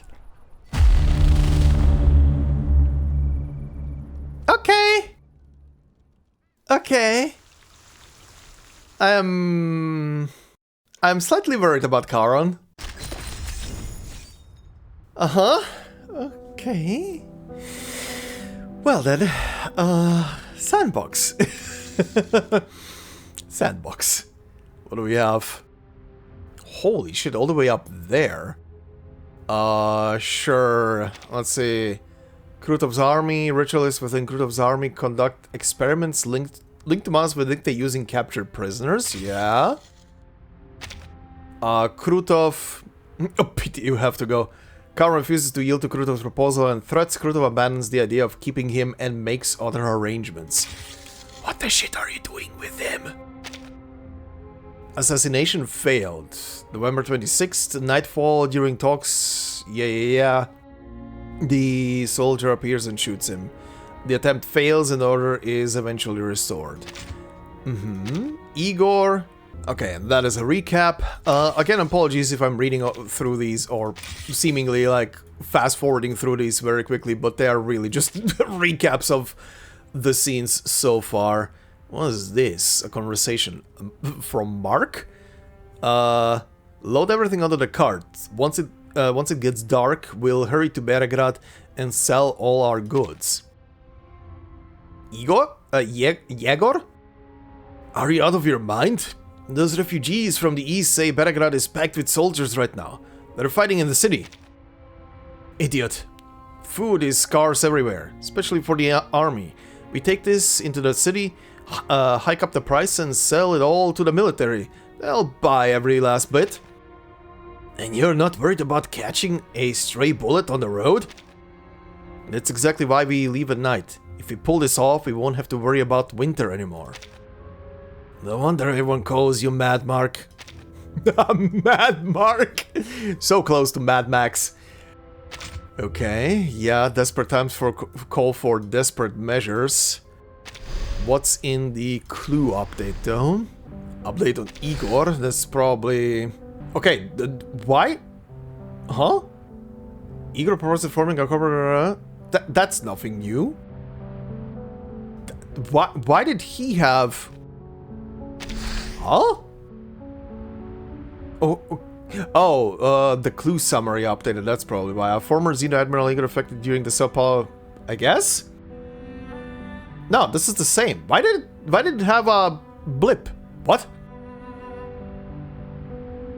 Okay. I'm confused, I will not lie. Okay, well, you have something new. Clue 1. The main reason Krutov and Igor split was a difference in their ideologies. Krutov despises Igor and wants to destroy the Griffin Legion in Beregrad. Yeah, that is definitely clear. Okay, well, continuing, I guess. Legacy of an Era. Okay, we're gonna enter the city now. There is Igor, there is Ivan. There is Team Timekeeper. Sonetto is coming along this time, seems. Okay. Huh, I guess we're gonna enter the Ember Room, maybe? A worm frozen in resin, its body encased for hundreds of millions of years. Is it the prisoner within... Oh, there's more text. Is it the prisoner within this silent ember or a creation of eternity? A worm frozen in resin. Aha. Okay, I guess I'm gonna learn what that means in a second.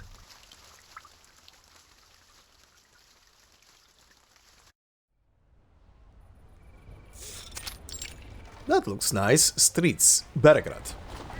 Beregrad receives the thundering hoofs of the cavalry in dead silence.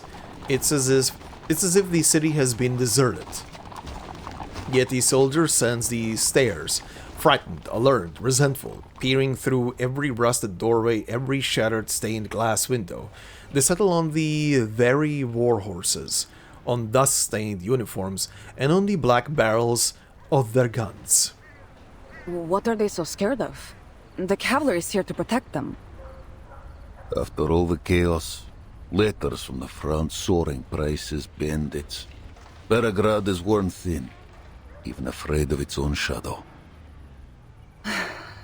Just like the people of Tamarovka. The commander looks up at the shuttered windows around him, then turns to the shadows hiding in the alleys. You didn't keep the cavalry's orders confidential? Igor walks beside him. From time to time, he presses against his ribs, where the sting of the gunshot still echoes. Word always gets out. Then the citizens must know that you will soon withdraw from the Don. With no one left to protect them, they have lost all faith.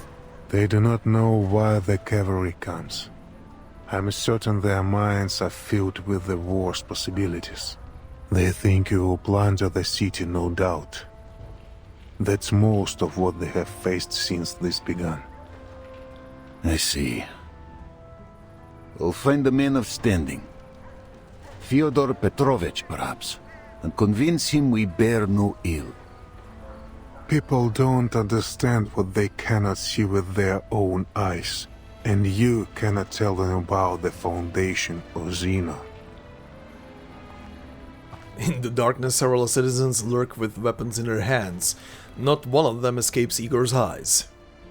They have already formed a militia, preparing for the worst. All we can do is remain discreet and avoid adding fuel to the fire. We must end this quickly. Deal with Krutov. Captured or killed, it doesn't matter. Destroy the ritual and return the step to what she once was. And aid the Timekeeper in her mission. 1 week, Igor. That was your word. Do not forget it. I suggest we entrust the ritual issue to Lilia's flight unit. They have the element of surprise. An aerial strike will give the Manus little time to react. Already done. The coordinates you gave are with Lieutenant Lilia. He's working on an air raid plan as we speak. I will leave Beregrad to you. The Timekeeper waits for me at the church. At the church, okay. What she seeks is in a church. Well, the entrance seems to be in a church. Lilia brings her broom to a stop outside a church. So what do we have right now on the tactical map? Just Lilia. This church is unremarkable among the many others in Beregrad. Medium-sized and without a distinctive dome, only its position sets it apart.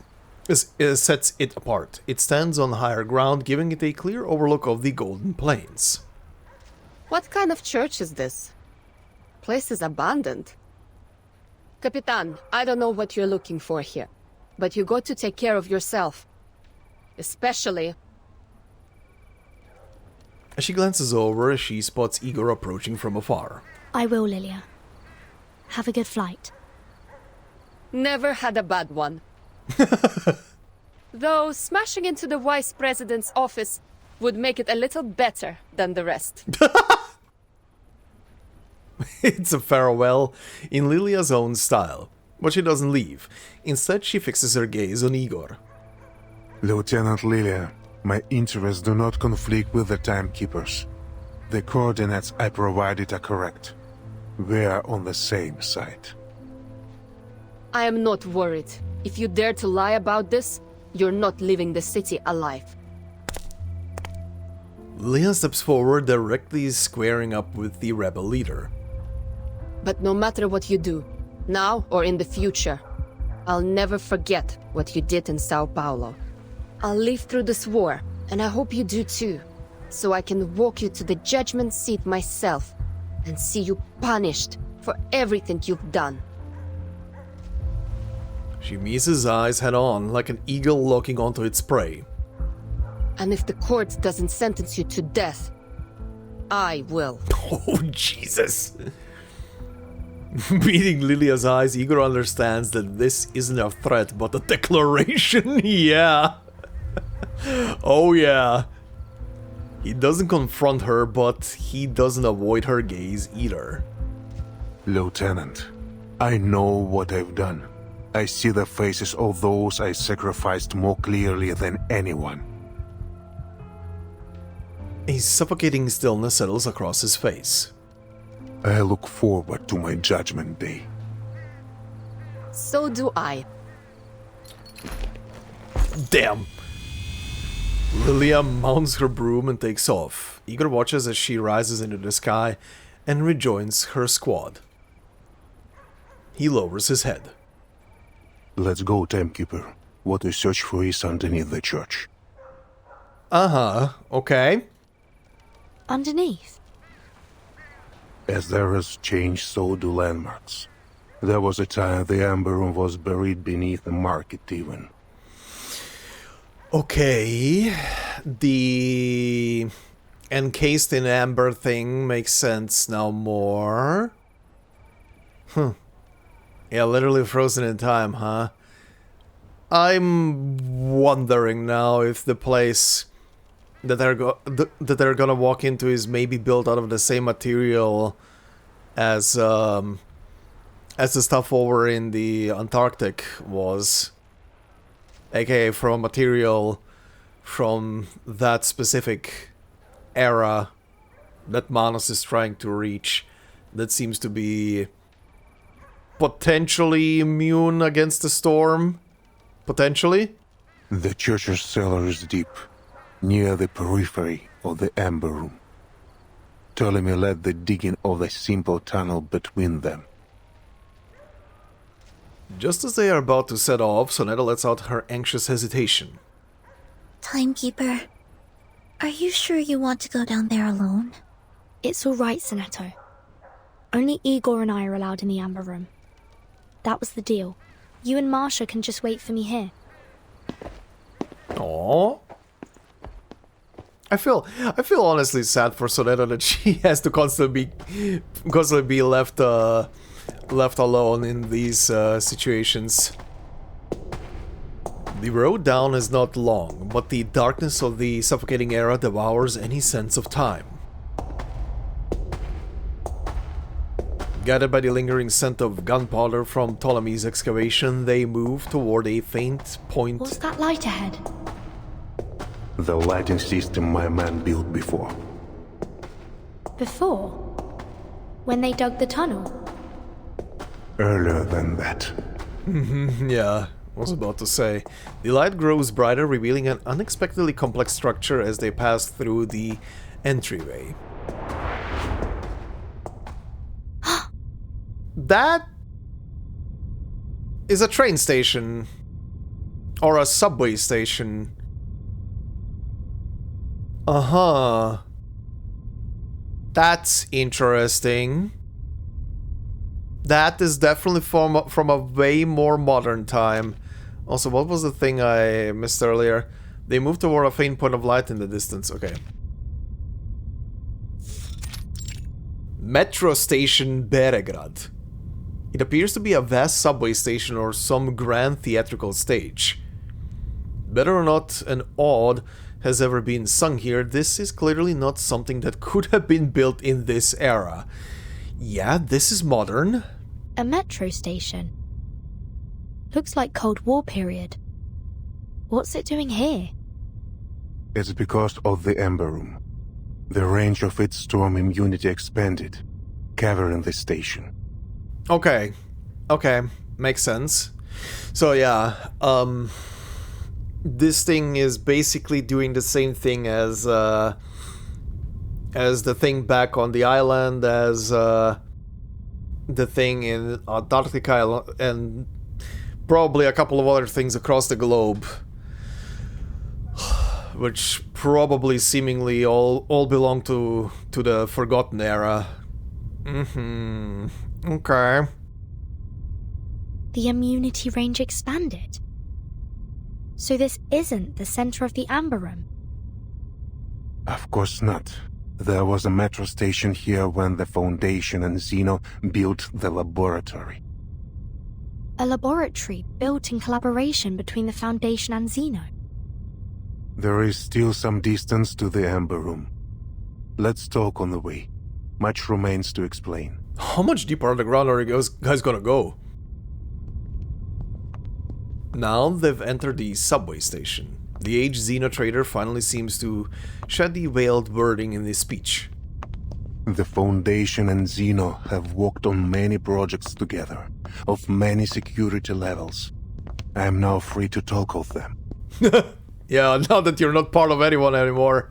After the second storm, several Xeno generals and committee members requested my military support for a research project on the storm. At first, I thought it was similar to the Changeling project. Shady perhaps, but not too harmful. Changeling project? I feel like I forgot what that was, if that was mentioned before. That project still caused harm to tourists at the Green Lake campsite. Ah! And the surrounding residents. Okay. Yeah, okay. I did forget for a second that was the name of that. Okay, good. This is nothing compared to what the Ember Room did. After I joined the project, my orders were to station on the outskirts of Beregrad and build a military zone to protect the underground site. Station on the outskirts of Beregrad and build a military zone to protect the underground site. At the same time, the Foundation asked for a thorough review of all soldiers who served Xeno after the first storm, but did not appear in any 1999 records at headquarters. Were they not registered? No, their records were flawless in each branch across the world. But compared to headquarters records from 1999, anomalies were found.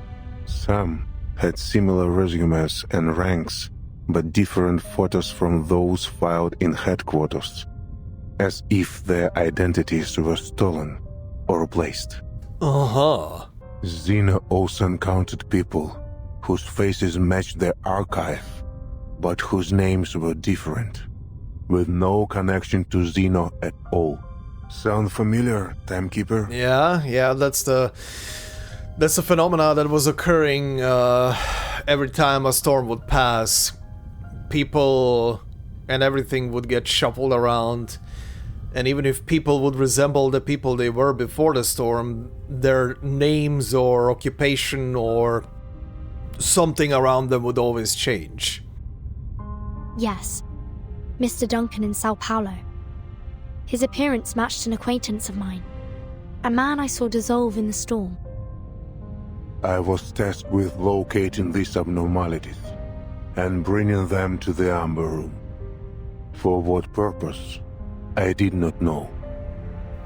You know what comes to mind? I am actually, wow. I'm actually shocked that it never crossed my mind before. Huh. What about the kids? What about the kids from Vertin's circle from back then? They got dissolved in the storm as well. In that specific one. I'm actually shocked that we never came across any of them so far, at least. In any of the different eras and stuff. Huh. I wonder if there's a possibility of that ever happening, cause oh my god. Can you imagine?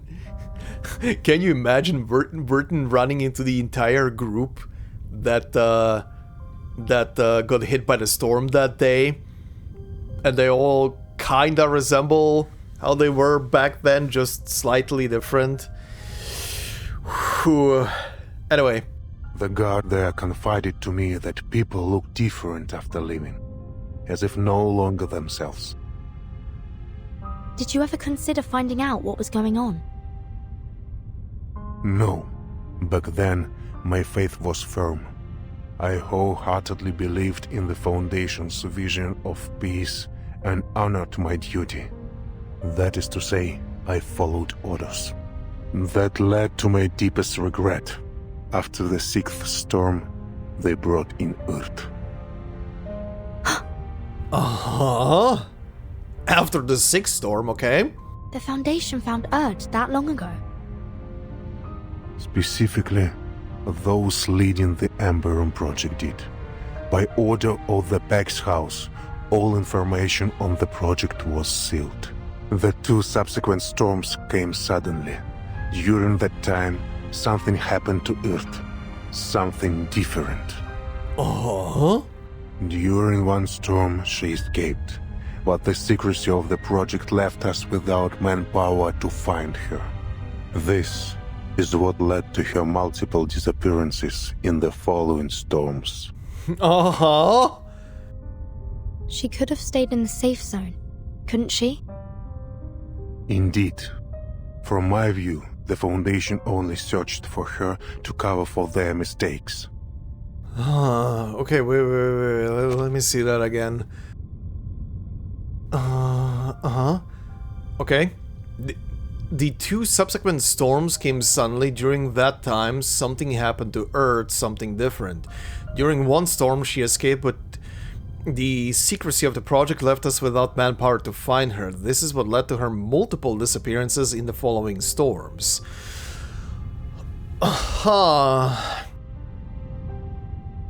That just leaves me with the impression...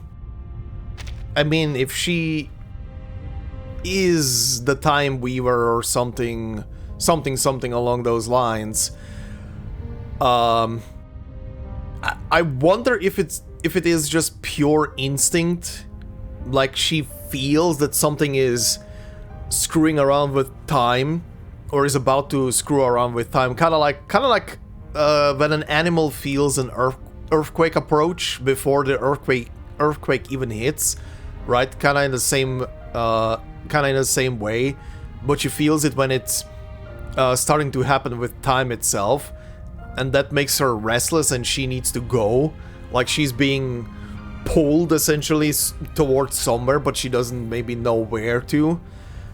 Huh. I remember well the last time I saw Earth. It was on a vast land. Dangerous. Barren.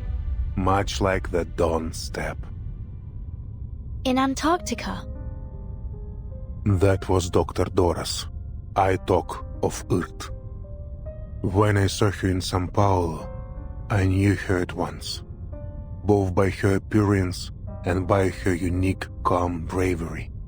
Okay, I like that he's putting it up that he's making a clear distinguishment between Erd and Doris.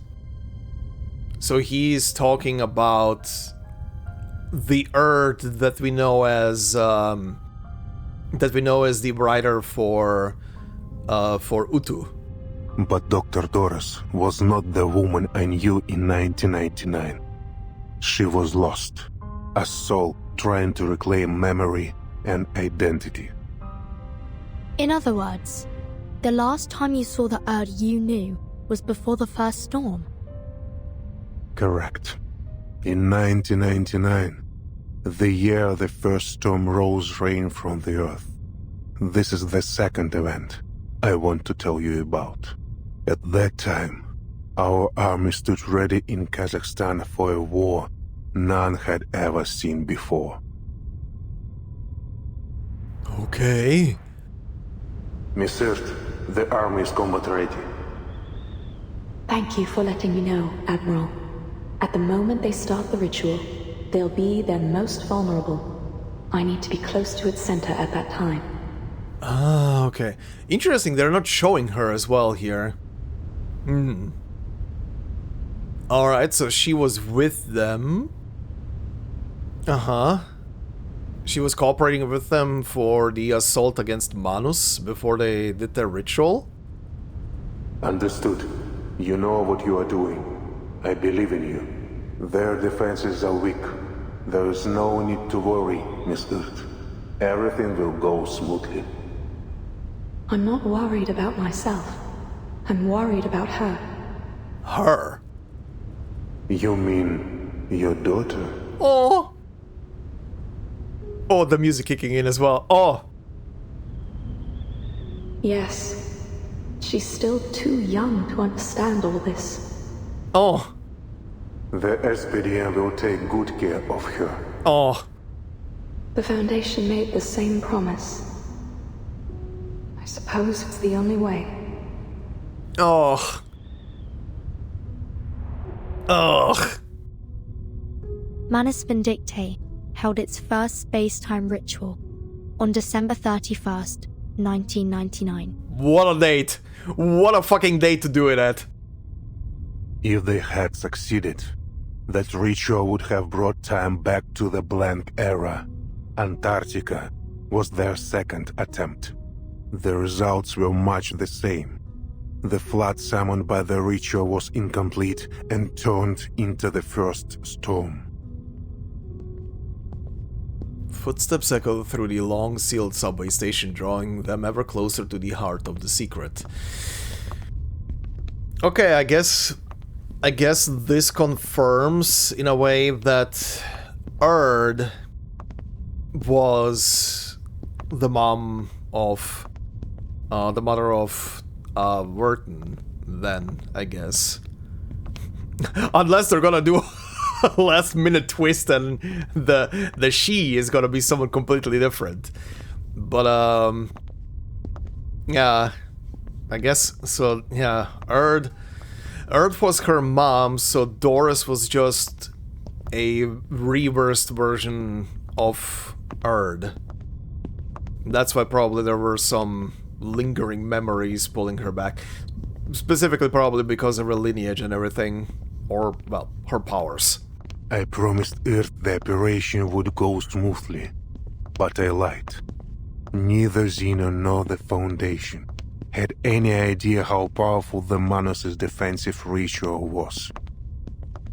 The situation was desperate. We had only one order. Advance, regardless of the casualties. Throw everything against the wall and hope it works, huh? When the storm rose, it swallowed the details of the war. Yet the weight of it haunts me still. The grief of sending my soldiers to die. Like the flame of a candle, they were extinguished in an instant. If it weren't for the storm blurring my memories, I would have left Xeno and the Foundation far sooner. The subway station ends, and ahead of them lies a broader space, where white light and air pour in. Then what ultimately led to your betrayal? Igor halts and turns toward an obscure door at the corner of the hall. We've arrived. It's carved from the same smooth marble as the surrounding wall, its outline only perceptible on close inspection. Unobtrusive, unremarkable even, but ever so mysterious. It was the Ember Room project. It showed me the Pax House's arrogance. By now, I don't know which shows less respect for life, the Foundation or Manus Vindicta. What the fuck are we gonna find in there? A version of Earth instead of a freaking glass tube? I once thought that we fought and sacrificed for a firm conviction, to bring a bright and peaceful future. But I can fool myself no longer. The Pax House may aim to build a peaceful future for both humans and Arcanists, but their means are no longer justifiable. And with Arcana as she is, this is a war for gods. How can we stand, let alone claim victory as mere mortals? How I wish to have a god on my side, Timekeeper. Oh my, oh, that is a sentence. There's an almost pleading note in his voice. What lies in the Ember Room, I cannot fully say. Data fragments, Miss Earth's words. Whatever it is, she wants you to have it. Destiny has seen it survive several storms, waiting for this hour, for you. This is a door only you and Miss Earth may open. Go. Walk through it. I'm still not sure if you're telling the truth. But thank you for bringing me here, Igor. Oh my god. Oh, the build-up. The build-up to whatever the fuck this is. Okay. Oh, hi, conch. Okay, I'm gonna do the conch last. Let's first see clue updates. What do we have? Lilia. Holy shit, she's getting so many of these. Clue 4. The rites set up by Manus Vindicta in the Don River Basin are the main cause of the Golden Famine. After forming a tentative alliance, Igor provides the coordinates of these rites. Lilia leads the Flying Witches to locate and destroy them. Yeah. Oh, was that the only update in here? Okay. Sure. What's in the sandbox, though? Lots of recaps and a dispatch. I'm starting to be absorbed too much into the accent of this region. Sorry. Timekeeper accept proposal. Ember Room related to Earth. Yeah, okay. Lilia, Igor gives Lilia coordinates. Yeah, same thing. Golden Famine, blah blah blah. Cavalry Corps enters the city. November 27. After the two armies reach a cooperation agreement, the Cavalry Corps enters Belgrade and forms a joint front with the Griffin Legion to confront the bandit forces Manus Vindicta troops entrenching along the Don River Basin. Yep. Oh, hi. The ghost reporter. Dispatch from Xeno Command Center. The Cavalry Corps is currently stationed in Belgrade. We wish to understand public sentiment toward the Corps in order to adjust our deployment strategy. Considering our future developments, we will also require the support of a local militia. Recipient the ghost reporter. As commissioned, I took photographs throughout the city. Most people are unwilling to appear in the same frame as soldiers. Many of the photos are filled with resentment and unease. This is a serious issue for the Cavalry Corps. A small number, however, show people carrying on with spirit, fully convinced that the war will come to an end. You may prefer the latter. Uh-huh. Okay, that's it then for this. Alright, conch. What do we get this time? Where does the Skylark rest? Winter is coming. Winter is coming, yet under the Golden Famine, the long river runs pale and weak. Oh, this is one of these. Okay. What is it, Sabina? Drink some water first. Take your time. I can't. Commander, you might not throw me down the well for what I'm about to say, but please give us the order to arrest those rotten merchants. They must be punished. This is unlike you. Aren't you the one who told the quartermaster to keep the well clean because you'll drink from it again? But I have to do something. Those lying bastards running the markets into the ground. Banknotes are nothing more than worthless scraps now. You need solid gold just to buy a bucket of moldy rotten potatoes. It's outrageous. Hoarding goods and profiteering from the war are nothing new. The prices here have been sky high for ages. A small pouch of salt now costs as much as a quartermaster's monthly wage. Do you really expect us to stand by and do nothing? The golden famine is still spreading. The flour mill was shut down after its workers enlisted. Life in Belgrade keeps getting harder. I understand. I'll speak with Fyodor Petrovich. We can't let these parasites bleed the city dry. Commander, you have much more to discuss with him than that. The other day, the old man approached our soldiers with a gun, hoping to trade it for food. They agreed. Now the women, children, and elderly are gathering outside the camp, attempting to barter for rations. I heard. Those belongings and weapons were bought with their relatives' lives. Winter is approaching, yet they've brought everything they own. They're desperate. That's what I thought too. So I didn't order the company to forcibly disperse them, but there are opportunists in the crowd using this chance to loot the locals. Have you identified them? Yes. They aren't bandits or infiltrators, but the refugees, the stronger ones among them. Set up barriers outside headquarters. Postcards. Begin screening and control measures. This cannot continue. Yes, sir. Then, what about the women, children, and elderly? Screen them out and get them settled. Provide as many rations as possible.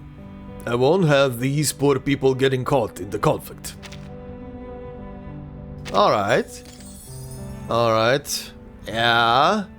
War will create opportunists that will try to seek some benefit out of the whole thing. That is definitely true. Okay, well, let's see. The Defender's Oath. Okay, this is definitely under the city right now. Igor and 2 scientists? I'm presuming we're gonna have a flashback scene of sorts. An ancient proclamation arrives at the foreign city's gate, clad in blood and dust. This is also battle stage.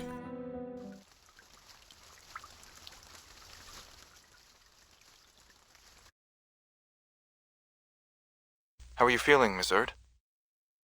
Just as I have the many other times I've sat on this chair. Chair buttons! And must you insist on calling me by my pen name? Erd is your real name. If you want to find the true you need to accept it. But I'm just a journalist. An occasional writer on hippies. Erd is simply a pseudonym for my submissions to a certain magazine. I still don't understand the purpose of this experiment. Your claims of world peace sound no different from many of my interviewees on the street. She's ready. This looks so spooky! Test number 13. Begin. Whoa! What the fuck are you doing to the poor woman? Whoa! Whoa! What the shit am I looking at?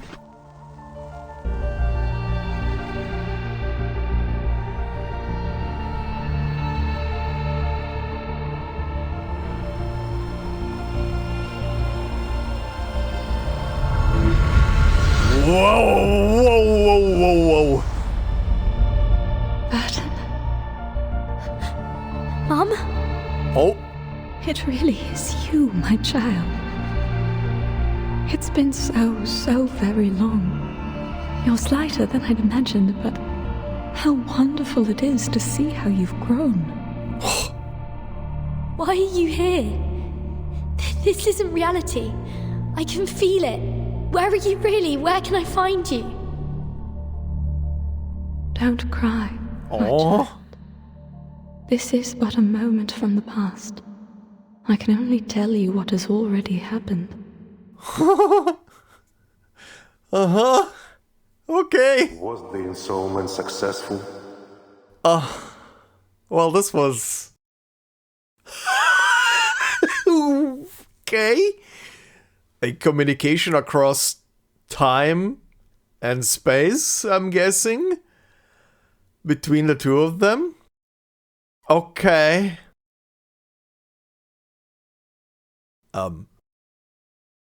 There we go. Jesus Christ, why did the game freeze? Amazing. All previous subjects couldn't bear the side effects of the experiment. Only Erd. Oh wait, what did Igor just say? Was the ensoulment successful? Ensoulment?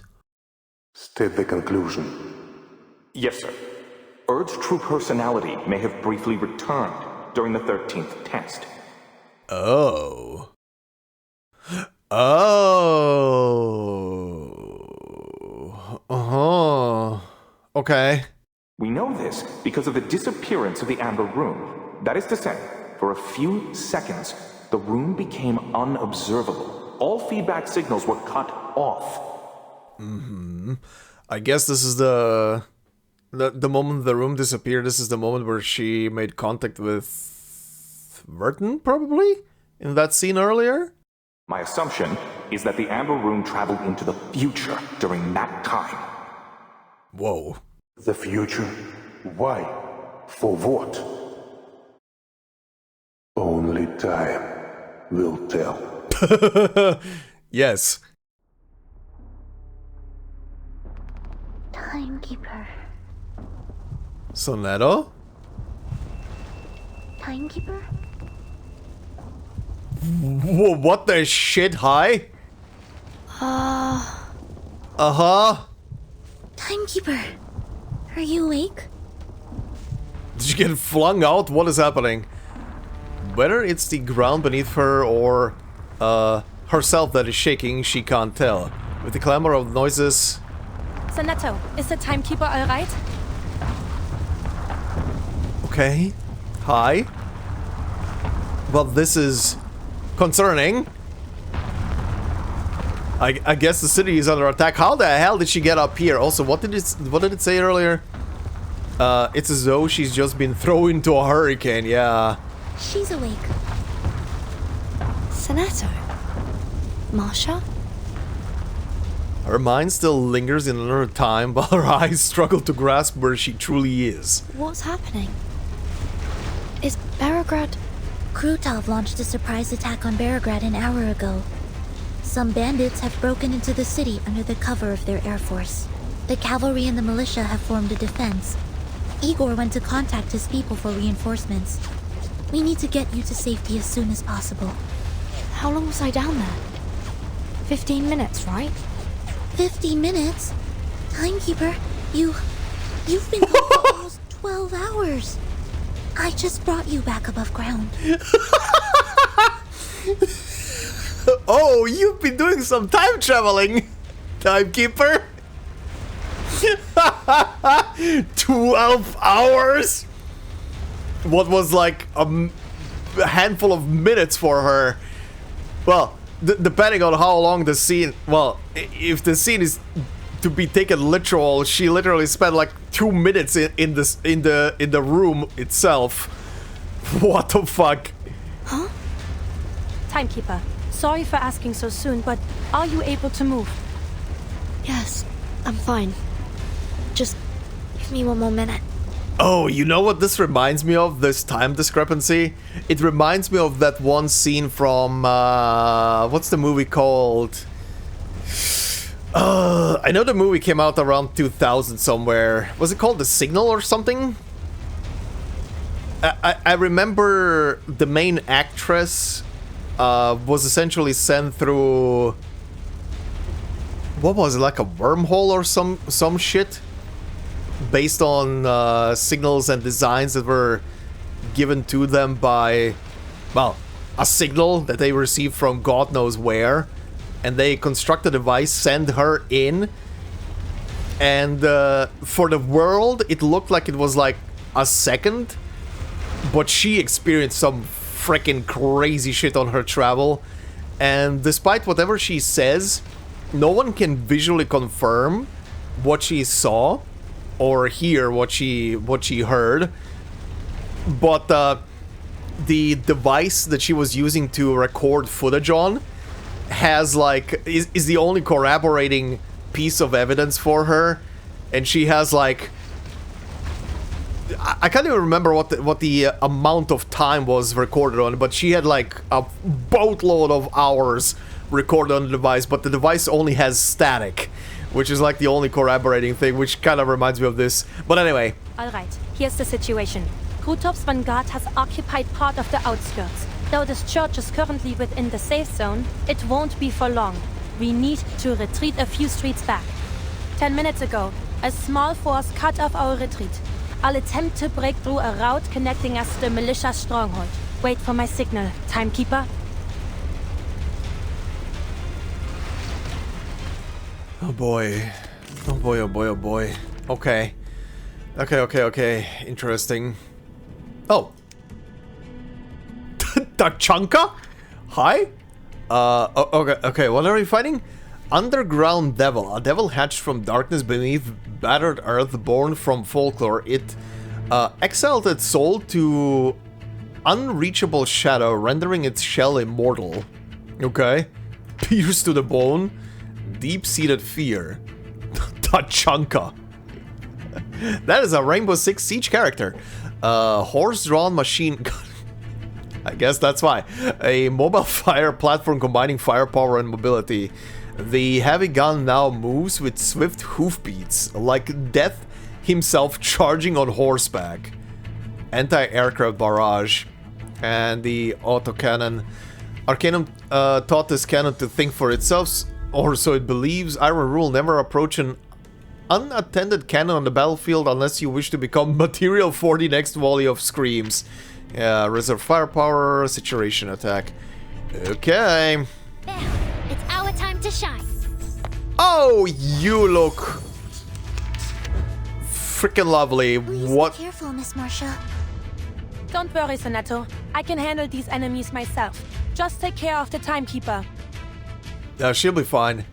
She'll be absolutely fine. What the hell is this thing? It looks like a goddamn nightmare. Buff channel. Now is the time for repentance. Holy shit! I shall hit.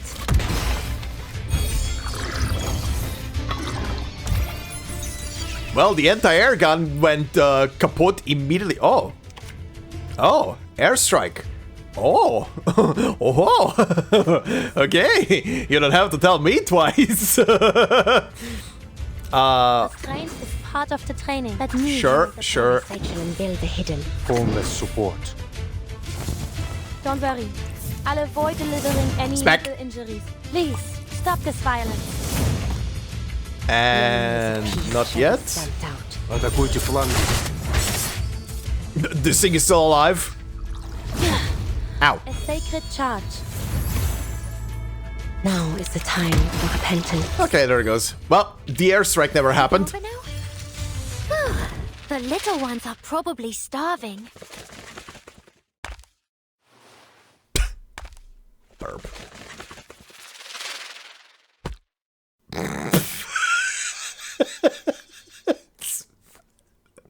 I don't know why I find it funny. These birds. These freaking birds.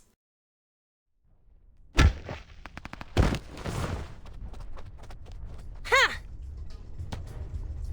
Alright, Marsha, calm down. The Knight's Trench Club proves an effective weapon in the cramped alleys of the city. It isn't long before Marsha has cleared a path. Timekeeper, Sonetto, this way, quick! Timekeeper, please hold on to me. Right. Even with half her weight on her, Sonetto manages to cross the open danger of the main street with astonishing speed. At the other end of this alley is the area under our control. The Cavalry Corps will escort you out of the city to a safe place. Aren't you leaving with us, Miss Marsha? I'll take you to the commander, but after that, I'll stay in Belgrade until the enemy is repelled. Yeah, she's a soldier. She has her obligations. Oh, that was a plane crashed into the tower. Okay, yeah, everybody in the city.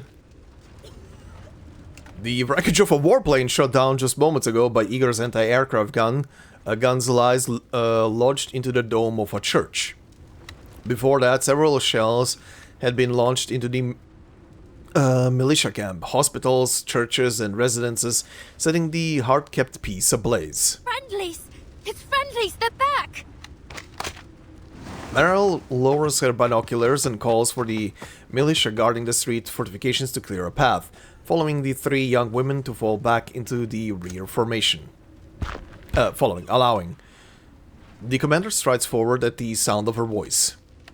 Are you alright, Timekeeper? You don't seem well. It's okay. I'm not hurt. Just a bit dizzy. You know, just had a trip of apparently 12 hours in the span of 15 minutes for me.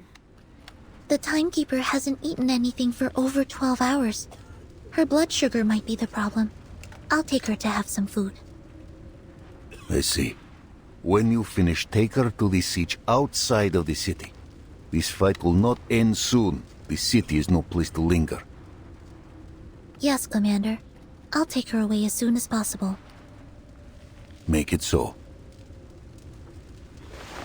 The commander nods and turns to the knight waiting nearby. Merel is standing at her side, unnoticed until now. And you? You swore to stay in Belgrade. Yes, sir. I can join the militia rescue team. Many medical staff in the city cannot defend themselves. Good. Medics of the Cavalry Corps and Griffin Legion will stay as well. You will aid each other. Of course. I'm coming with you, Marsha. Fine, but do as I say. Okay. Alright, brave of you. The commander looks around for Igor. The two leaders agreed to stay in the city. Igor is standing nearby, still holding a telescope, his gaze fixed on the city gate. Well, there is a giant fire. He doesn't move for a long time. What do you see? Beyond the gate lies only the vast golden plain. I know Krudov. If this is his declaration of war, he will not stop at bombs and bombers. What? You mean... It's coming. The grass bows low as black gallop hooves carve a path straight to the city. Well, there is Charon, all bound nicely on horseback.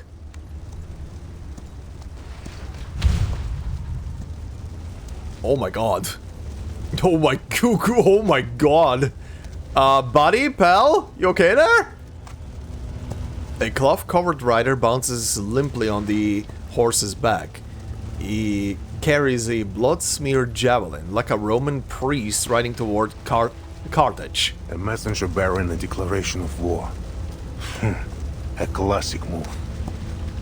A pity the man doesn't know how to ride.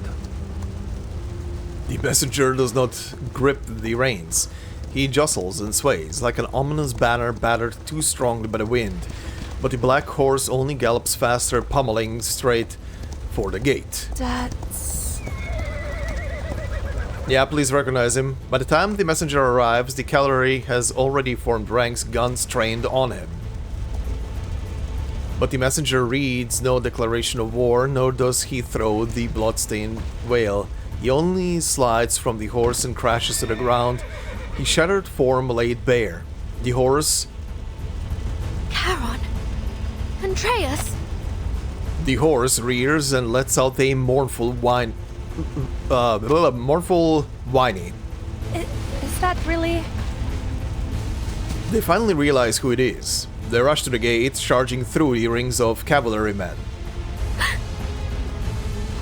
The instant Merel lays eyes on Charon, she crumples to the ground, her arms wrapped tightly around her head. No, don't!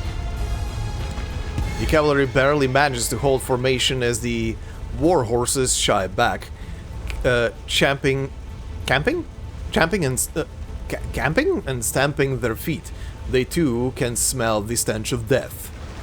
Something isn't right. Don't get close, understood? Don't look at him. Merel, come to me. She lunges to Merel's side and drags her behind cover, blocking her view of Charon. The cavalrymen scatter as wave after wave of nauseating howling washes over them. Okay. What is happening?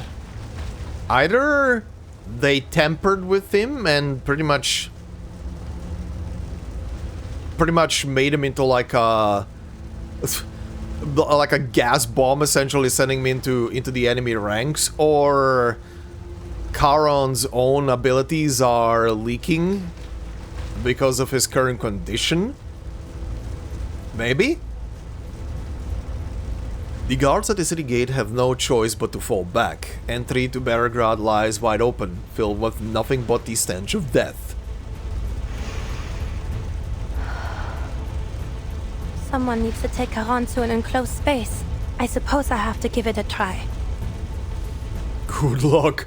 Just as she has done countless times before, Marsha draws a deep breath and stills her emotions, paying no heed to what may happen when she finally releases whatever fear she's soon to face. Okay, it is his abilities leaking.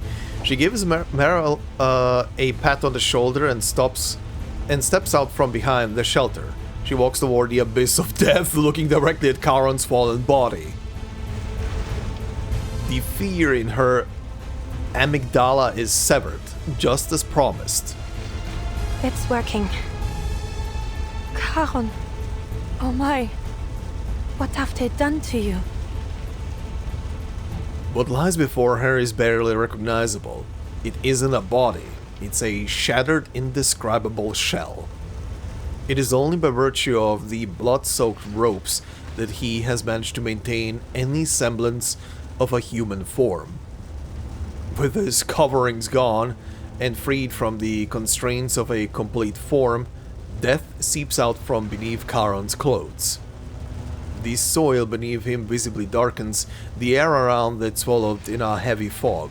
Krutov has brought a declaration of death to Beregrad. What the fuck did he do to you, buddy? Jesus Christ. Yes, Charon? What is it? Marsha leans in close in an attempt to catch whatever sound his ruined body is still able to give voice to. A message from Krutov. He swears to destroy Beregrad unless you hand over Igor.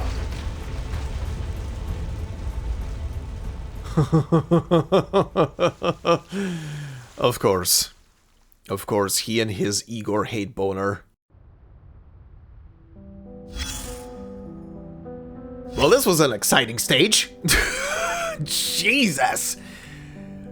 Oh. Okay. Okay. A conch and a star, huh? Okay, before I look at these two, but yeah, that was... What the hell was all of that? What the hell was all of that at the beginning? That was interesting as hell. So... I'm... Like, the way it was framed and the way it sounded like feels like whatever experiment they were doing with Erd...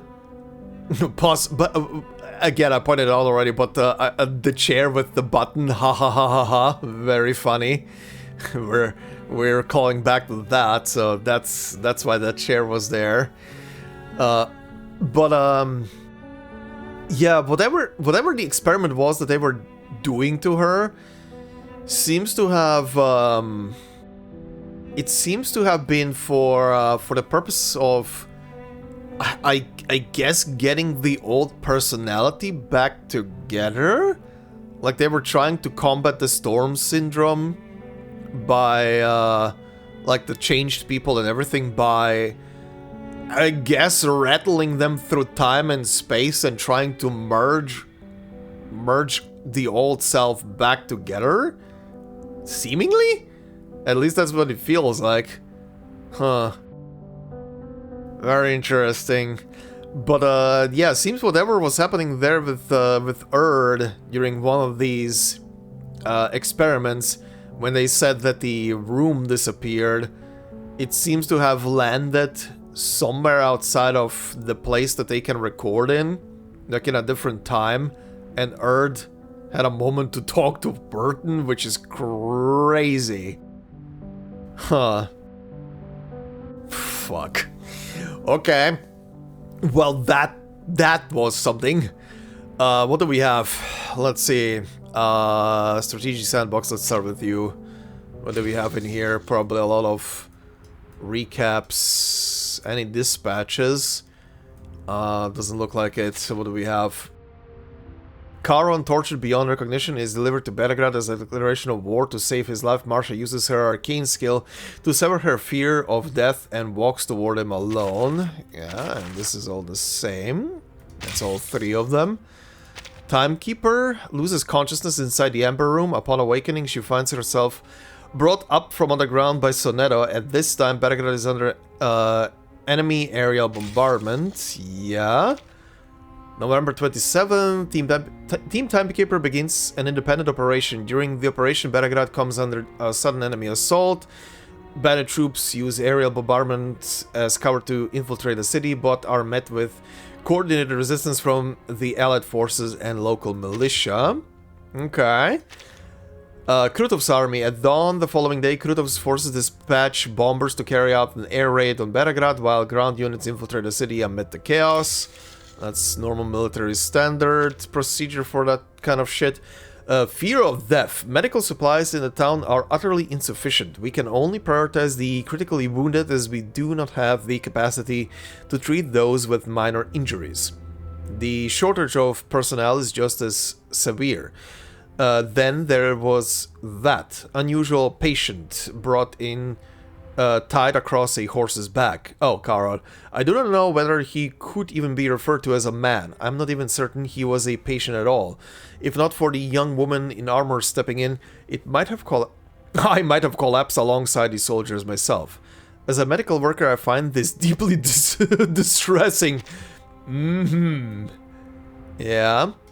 Okay, very interesting. So, seemingly more and more people now are gonna recognize Charon as I feel like as a awakened, essentially. Okay, clues. What do we have here? A couple of updates.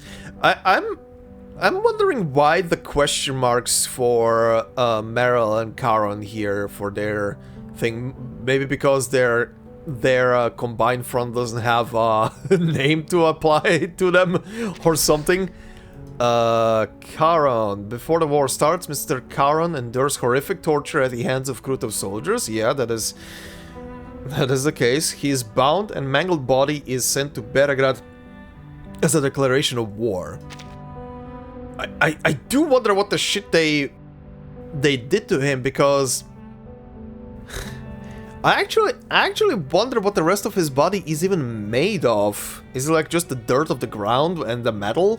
Because he is, again, he is an awakened, and in his promoted form you can see the metal and the guns and everything that is just lying around the battlefield, essentially protruding out of his out of the hood where his face is supposed to be. So I wonder what they could have done to injure him, essentially. That's interesting. Ritualist. Ritualist demands Benedicta command. Her true name and genuine purpose for cooperating with Krutov remain unknown. Yeah, I wonder who she is gonna turn out to be. Because this crazy chick is definitely someone of importance. Okay, well, let's see the star first. Sleep in the sound of bones? This man has turned stiff, but the tears and stains on his notebook are fresh. Opening it sends a chill down your spine. Glance. The Lost Diary of a Captive. An old diary with black viscous stains smeared across its cover. The corners are torn and dog-eared. It seems the owner abandoned it recently. November 11th.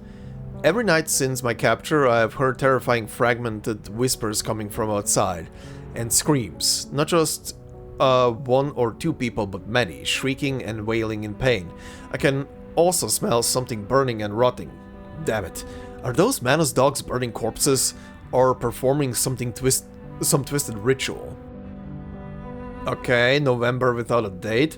I've lost track of the date. Time and life hold no meaning in this godforsaken place. I once saved lives as a doctor. Now they've used my medical instruments to brutally murder Bierishkin, Artyom.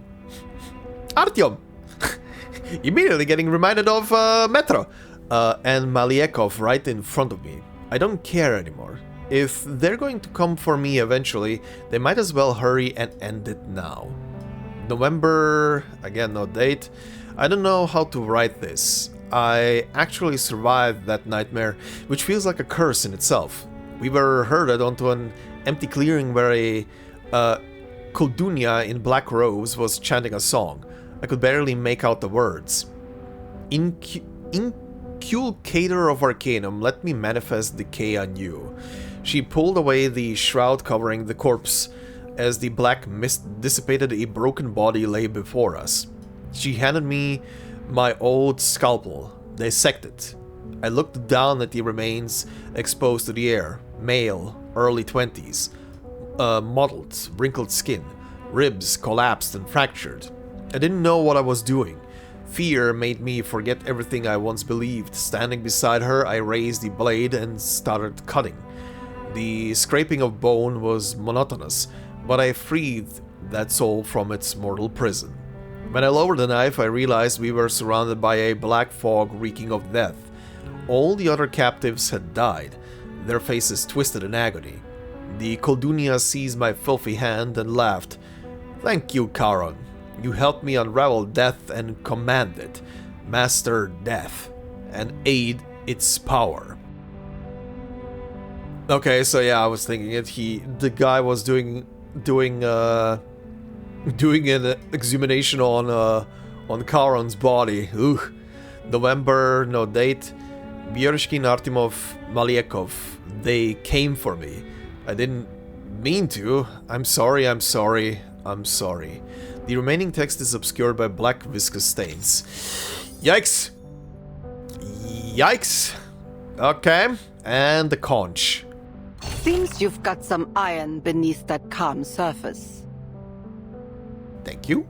Soothing rest.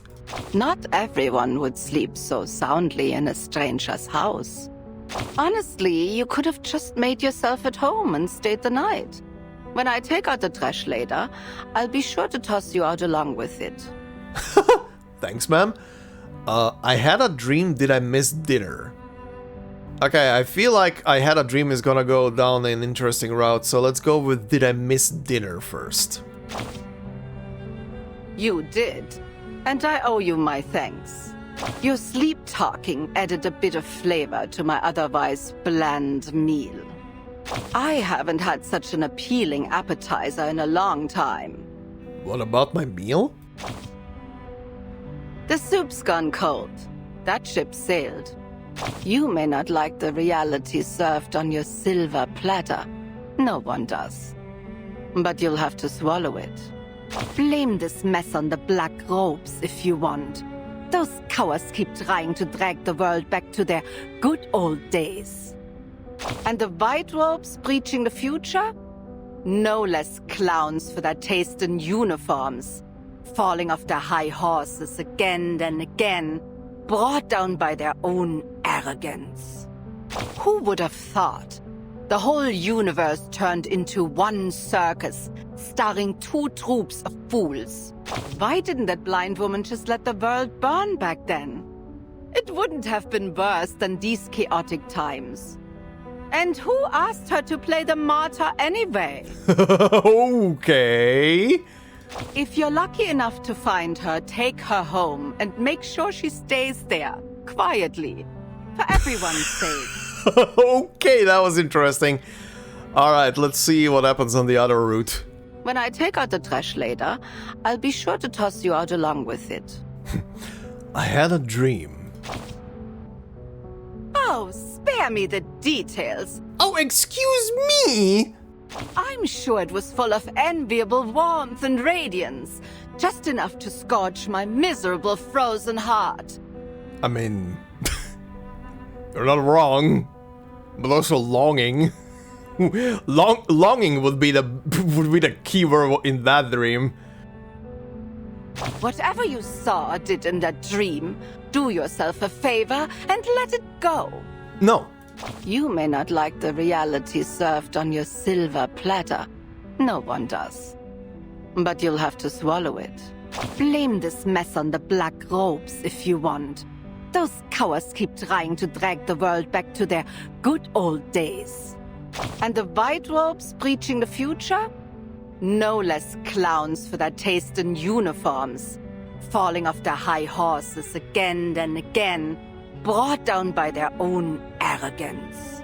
Who would have thought? The whole universe turned into one circus, starring 2 troops of fools. Why didn't that blind woman just let the world burn? Okay, and this is very... repeats. Okay, interesting. Uh-huh. Hired. Okay.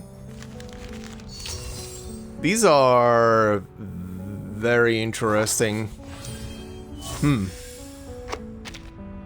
Okay. Life and fate. Okay, hi. Marsha, Merel, Charon in questionable state. Igor and friends and family over there. Okay. Reforge scythe and plow into sword's edge. Let iron learn to leave its sheath. Let our enemy know the taste of hunger.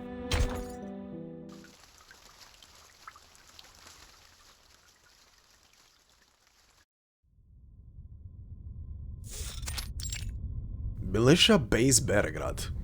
He does not feel pain as the living do, but it has left its mark all the same. He must have endured unimaginable torment.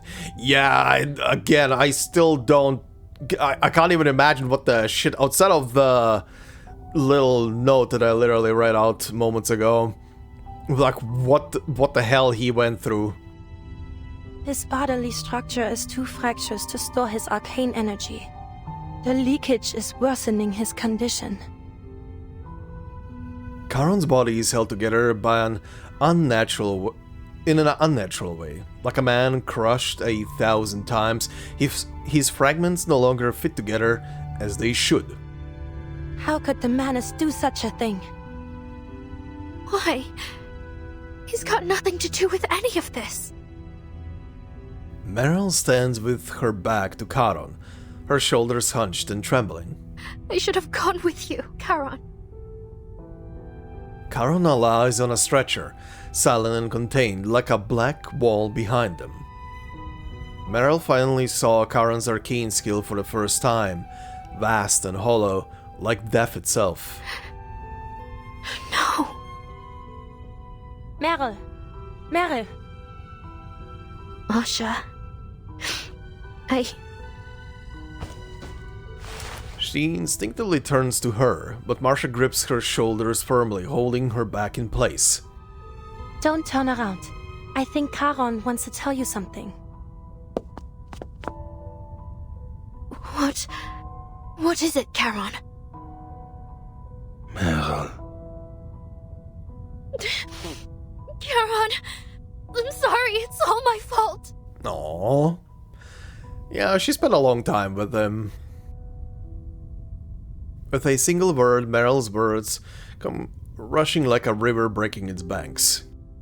You protected me, walked with me all this way, hid me, kept me safe, and after all that, after everything you've done for me, I left you there, all alone. If only I weren't such a weakling. If only I were brave like the others. I could have taken you with me. Saved you for once.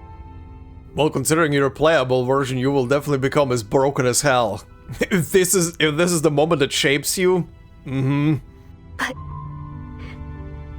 But it's all my fault. I'm useless. I should never have left you behind. If it weren't for me, you could have...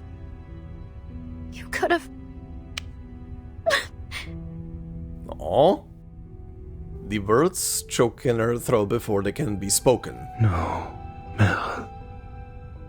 Karen finds a chance to piece together his broken speech. You promised to run away when danger came. Why do you remain here? Go, find a safe place. No, I can't. I can't run away anymore. I shouldn't. I should never have run in the first place. If I'd just gone back to the squad. If I hadn't asked to go with you, if...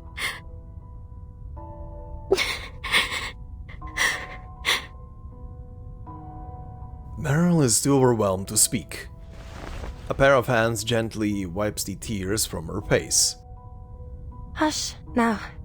How are you supposed to help me fix Karon up if you keep crying like this?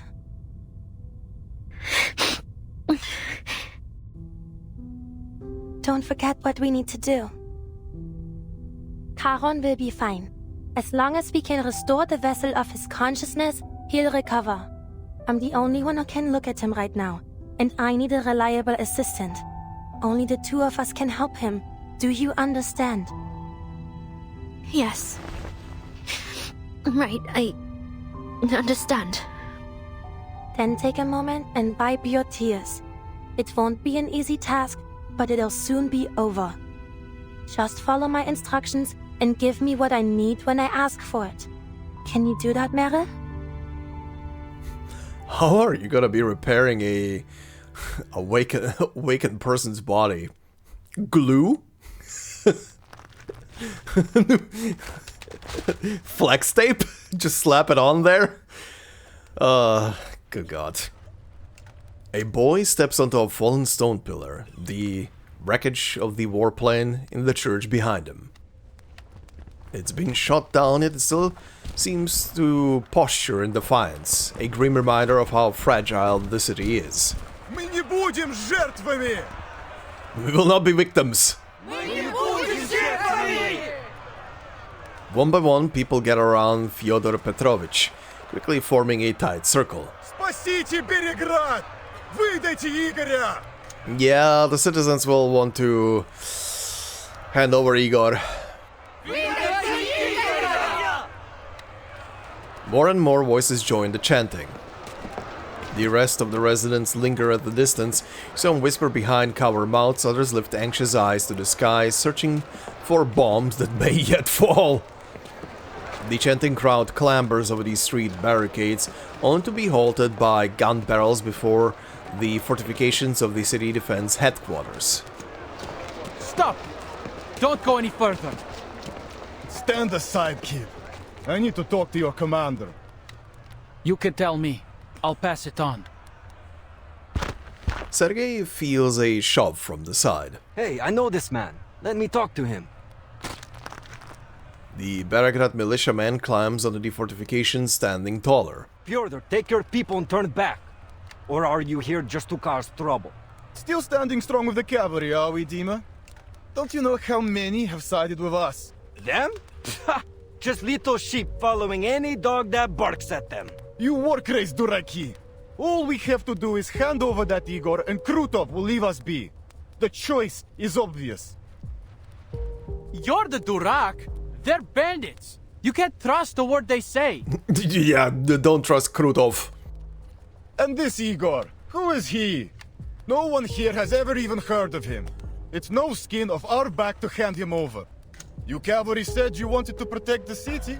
Now is your chance. If Krutov has some personal issue with Igor, then I say they solve it themselves on the step. You don't know what you're talking about. The drinks pickled your brain. Just look at your nose. You've got no say here anyway, so shut it and go home. A cacophony of boos erupts from the crowd. Or you can use your enthusiasm to fight off the bandits and get our market back. The commander turns from the window. Tell the 1st Battalion's commander to evacuate the citizens trapped outside. Just a few sharp soldiers. Don't worsen the situation. Be careful. No misfires. Fyodor won't dare start a real fight. He'd sooner roll in his wealth than die. Yes, Commander. Starnova leaves at the order. You taught Krutov well, Igor. He has driven a wedge between us. Old-fashioned, but effective. He knows we need both the militia and the citizens to hold Peregrad. Yeah, he is sowing chaos in a very crude and perfect manner. One whisper deal and half turn against us. He will do anything to bring me a humiliating death. Why? I never warmed to him, true, but I had no inkling his hatred ran so deep. Igor falls silent, as if fishing his thoughts from the depths of a dark pond. Like me, there was no turning back for him after San Paulo. He can only continue down the path he has laid. Since the deal with Manus Vindicta, he has resented me. He claims I shot at him for his sacrifice.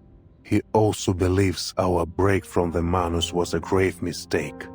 He wishes to wrest more power from them. But I never promised him power. I promised him a chance at survival.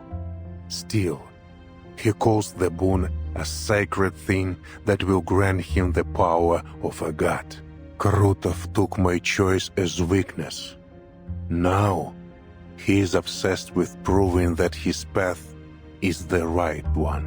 He wants to kill me, to take the boon, to prove his worth to the Manus. We can take advantage of this. Outside, the arguments between the cavalrymen and citizens rise and fall along the street. One thing is certain. This decisive battle will not be inside the city. We cannot stay here alone. Let us live together, Ivan. We will discuss our strategy on the way to camp.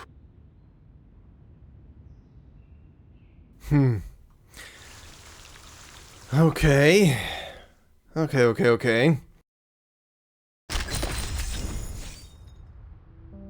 Okay, that's a lot of updates.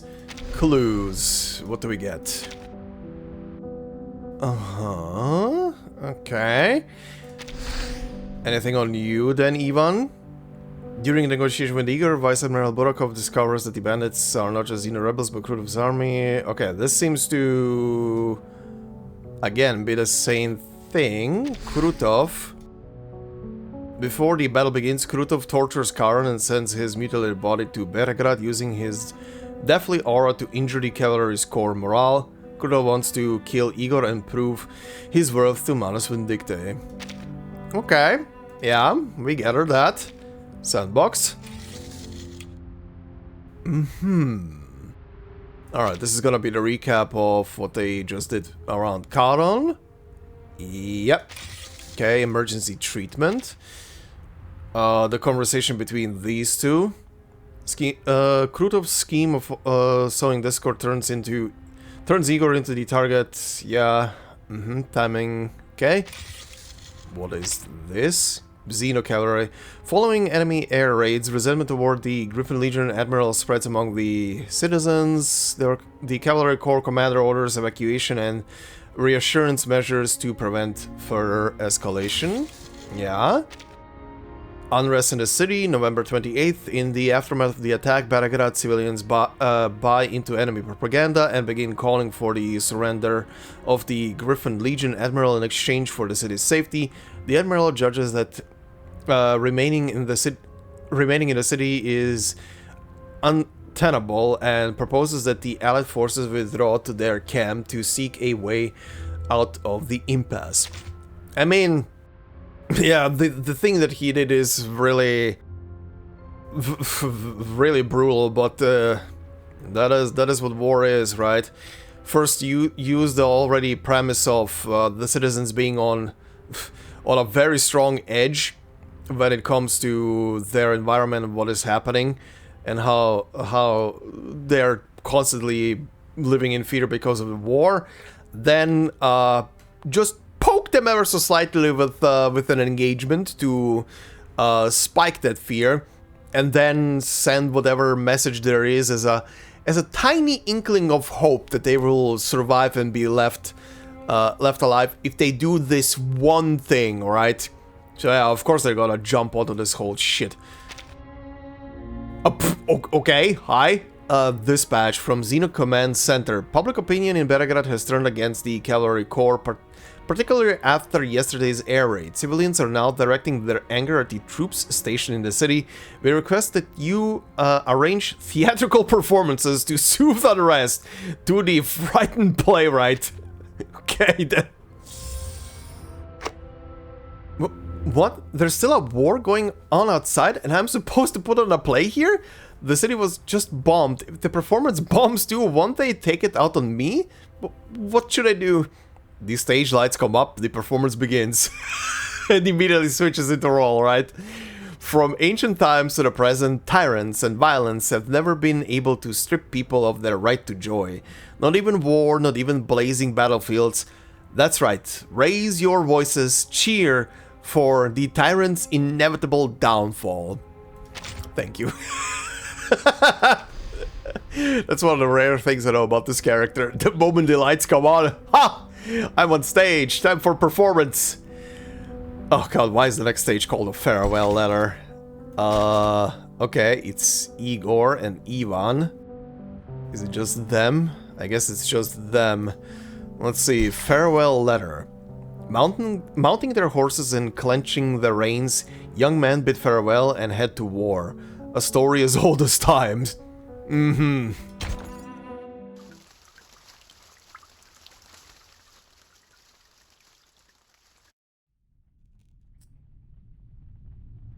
So, you're saying you devised this plan with Igor? Sternova stands opposite the commander, the map table between them. Agitated, she shifts the markers representing the military forces back and forth. The commander glances up at her. Her words are minimal, but her stance is made clear. Put the Griffin down, Sabina. We're all in the same boat now. Sternova raises a hand, then sweeps the wooden griffin to the edge of the table. I'm not questioning your orders, but I will state for the record that leaving our back wide open to Igor is too risky. After dark, the cavalry will advance upstream with minimal gear to launch a surprise attack, cutting off Krutov's supply lines. It makes sense. Our riders know the terrain like the back of their hand. This will allow us to capitalize on our superior mobility. But we would be leaving the right bank, the forest, the siege, and even Belgrade exposed. We're throwing ourselves into the old lion's mouth and praying he won't bite. You're right, we'd be exposed. But the coalition without trust wins nothing.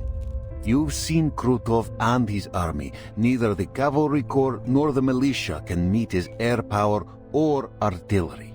Belgrade would be rubble if not for Igor's anti-air guns. Her thoughts drift to the poorhouse, its dome half destroyed in a bomb dropped during their withdrawal from Belgrade. The Griffin Legion is well equipped, but they're thin on numbers and supplies. They will hold cities and forests best. Let them guard the city. Our riders will flank the enemy by night. Both Igor and I agree on this. You know, considering they keep bringing up Igor's ability, arcane ability to, like, just, I guess, make an entire unit disappear or something, or reappear or relocate or whatever the hell his arcane ability is supposed to do. I wonder if by the end of the chapter, Mr. Ivan here will have to undo the shackle that is on Igor, and or something like that, and Igor uses his ability to swoop in some equipment that they were hiding somewhere out there, just for the final bombardment. I mean, Igor has a lot of in his ult, he has a lot of Katyushas behind him bombarding the shit out of everything, so I don't know. Would be kind of funny. But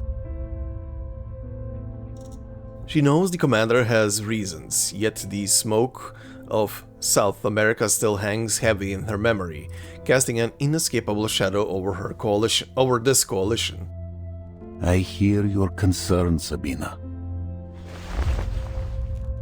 He picks up the wooden griffin and sets it down on the sitch. When the operation begins, Igor will come to our siege. All his communication will be monitored. how? I doubt our operators can tap his line so effectively. There will be no such need. On our return from the city, I asked Igor to use only our lines for the operation. He agreed.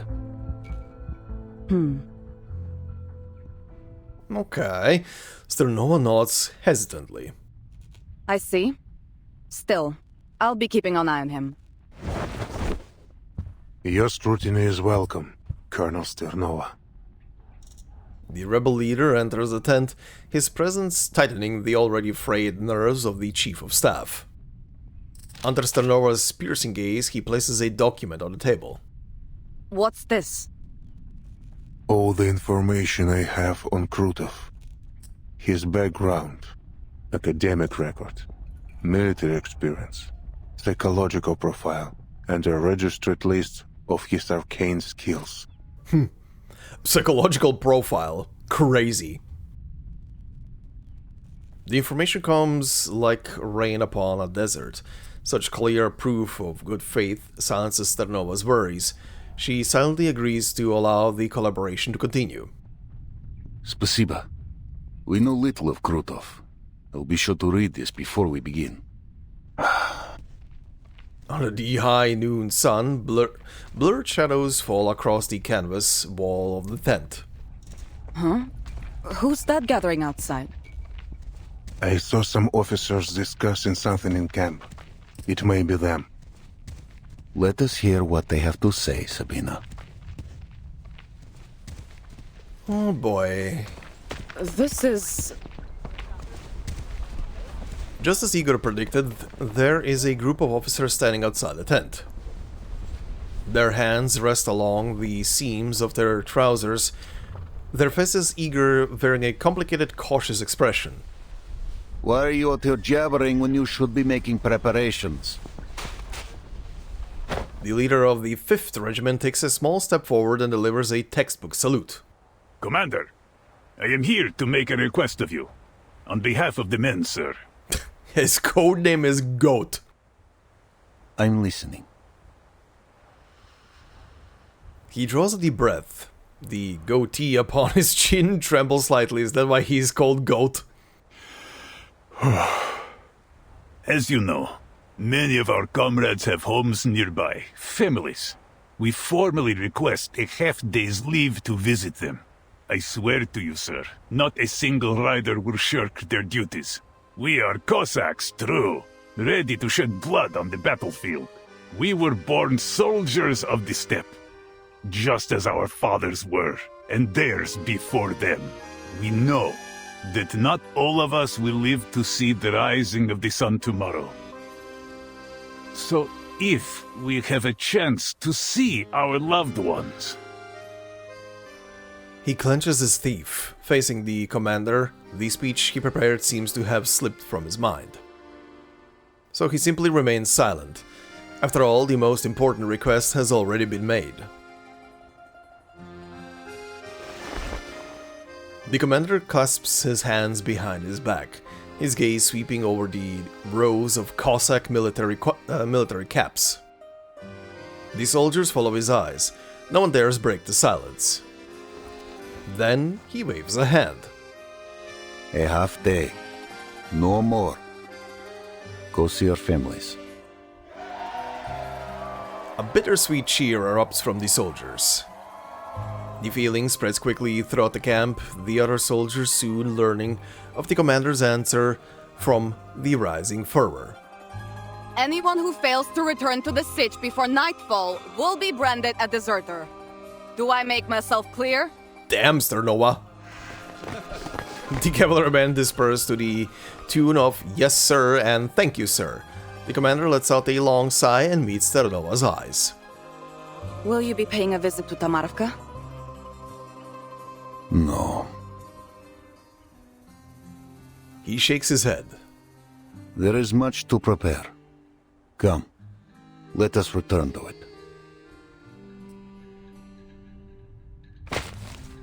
The commander sets a pile of blank letter paper on the table and pushes it towards Sternova. Pass these papers to any soldier not going home. Tell them to write a letter if they wish. Right. Sternova's gaze darkens. She glances at the commander, to Igor, and back again. Then, at last, she nods. She gathers the paper, turns, and leaves the makeshift meeting room. Not the wisest choice. Sending them home just before a major operation. Their families will plead for them to stay. But they will return.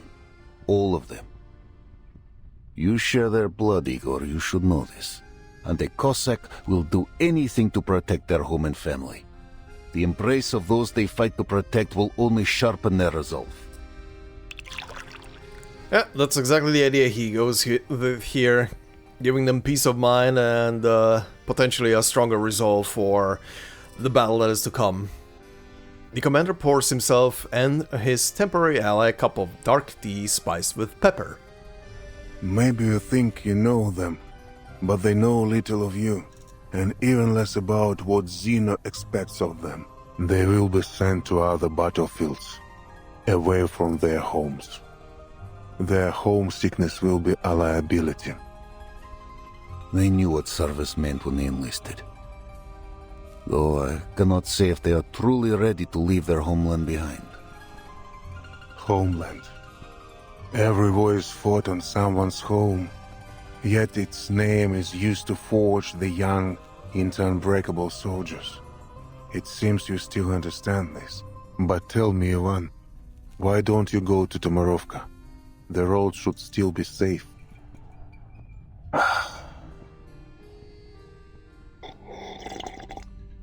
Ivan lifts his cup and takes a sip. Or is it that the dawn of this era is no home to you? Are you afraid to tell your soldiers the truth? The commander adjusts the collar of his uniform, searching for a way to change the subject. I don't answer to you anymore, Igor. In fact, you're one of mine now. You should join them. Join them? What do you mean? Write a letter to your loved ones. The unexpected proposal renders Igor silent. Krutov bears a grudge against you. It is clear. If we fail, he will show you no mercy. So, anyone to bid farewell to? Or is this era truly just a fleeting wind to you? Igor drinks the hot tea in one gulp. He rises and pulls on his coat. I'll leave you to your work. After this battle, Igor, I hope never to see you again. Taking a few sheets of letter paper from the commander's desk, Igor steps out of the tent. The commander remains standing, as if waiting for something to arrive. Soon the radio, linked to headquarters, chirps its alarming tone, as expected. Vice Admiral Barakov, is the Timekeeper safe? Yes. She says her mission in Belgrade is mostly complete. Good. We'll relay this to the Foundation Committee. With that settled, your orders are to pull the Cavalry Corps from the region, effective immediately. Immediately? We were given 2 weeks to secure Belgrade. A warlord and his bandits, aided by Manus Vindictae, have been running rampant on the Dawn. We are working to neutralize this threat before redeployment. Oh boy. High Command doesn't care, probably. Uh-oh. Manus Vindictae's forces are concentrated on the Western Front. Our manpower is already stretched too thin. We can't afford to hold the Don River. Not while there are more important strategic goals. The decision is set. No 2 weeks. 5 days, that's all I ask. We will resolve the threat here and ride to Hungary without delay. And how do you plan to resolve the threat? With Igor's rebels? Did you really think you could hide your coalition with Igor and his traitors? Irenai only turned a blind eye for the Timekeeper's sake. But the Timekeeper has finished her work, and you are still collaborating with them. Are you prepared to face the committee if they demand an explanation? Oh boy. Oh boy, oh boy, oh boy, oh boy, oh boy. Vice Admiral Barakov, do you read me? Ivan Ivanovich, you understand what I'm saying, don't you? You'll obey orders or you'll face the consequences, Ivan. To protect our home and kin. That is why I stand with Igor's rebels. That will be my only answer to the tribunal. Damn. Damn, buddy. Okay. He's ready to rumble. Oh. Oh, a couple of things, huh? Mounting procedure and posture. Okay, first opening Operation Order Brief. Top secret. Accept order. Colonel Sternova's Operation Order Brief. Operation Order Brief. In accordance with Xenomilitary Security Protocol, this brief has been encrypted. Operation Orders. Operation Frozen Horseshoe. Spear Light Cavalry Division 0500. Number 1. Mission. You are ordered to form a rapid strike team with the Shashka and Shield units, hereby designated... Oh my god, my brain is... Omega. That's the symbol. I couldn't remember which of the Greek symbols this one is. Strike Team Omega will coordinate with Horse Hunter forces and the Old Citizens unit to establish an Omega formation battlefront. Advance upstream along the Golden Bank of the Undercurrent waterway to launch a surprise assault. Your core objective is to restrict enemy deployment space at all costs. Enemy intel.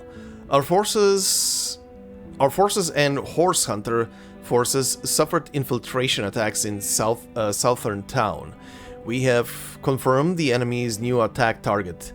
Enemy Black Locust forces are massing on the Golden Bank of the Undercurrent waterway. They are expected to cross in full strength and launch a general offensive against southern town. According to reliable intelligence, enemy Black Locust forces are expected to mass for attack within the next 24 hours. However, the exact strength of the troops committed to the Dark Bank of the Undercurrent waterway remains unknown. Execution. Rapidly ford the Undercurrent waterway. Before enemy forces completely assemble, execute a flanking maneuver from the narrow wing. Ambush and intelligence all encountered enemy units. Penetrate enemy rear positions and sever supply lines. All combat units must reach the Old Tree Riverside sector and assemble before the autumn harvest. Number 4. Coordination. Horse Hunter forces and the Old Citizen unit have been integrated into the Southern Town Defense Network and will conduct the diversionary attacks from the Dark Bank. Long-tail forces will provide supporting fire and cleanup. Following the extension of the offensive, your unit must immediately engage the enemy and coordinate with friendly forces for encirclement. If you encounter an enemy counterattack, you may request air support. Due to logistic constraints, the Scout Short Sword Camp will assist in securing abandoned horses and equipment recovered during operations. And number 5, Command and Signals. Maintain status quo until the next classified order is received. Okay. Okay. Clue updates. What's in here? Only on Ivan, and that's probably gonna be about what just happened. To ensure peace in the Donre region, Vice Admiral Burakov decides to cooperate with Igor to jointly counter Krutov's army. This decision goes against orders from the Xeno Command Center, and he is prepared to face a military tribunal for it. Damn, what a guy. And here... Okay, let's start with the top left. Common understanding. I was granted half a day off, so I went home. The window of our earthen house was open. Mother was cooking borscht, dry bread, and a plate of potatoes. We never cooked this much food. I think she knew I was coming back and made extra. Mother said Xenia came back yesterday. She left me a small wooden box and told me to open it only after I had gotten rid of the bandits. When the war is over, I will propose to her. Aww. Good lad. Homecoming. November 28th. The Allied forces formulate a plan of cooperation against the enemy. Before the operation begins, the cavalry commander decides to allow soldiers whose homes are nearby to return briefly to visit their families. Yeah. And you two get a recap. Proceeds to know to place the cavalry corps rear under Griffin Legion protection. Yeah. Okay. And this is Foundation, huh?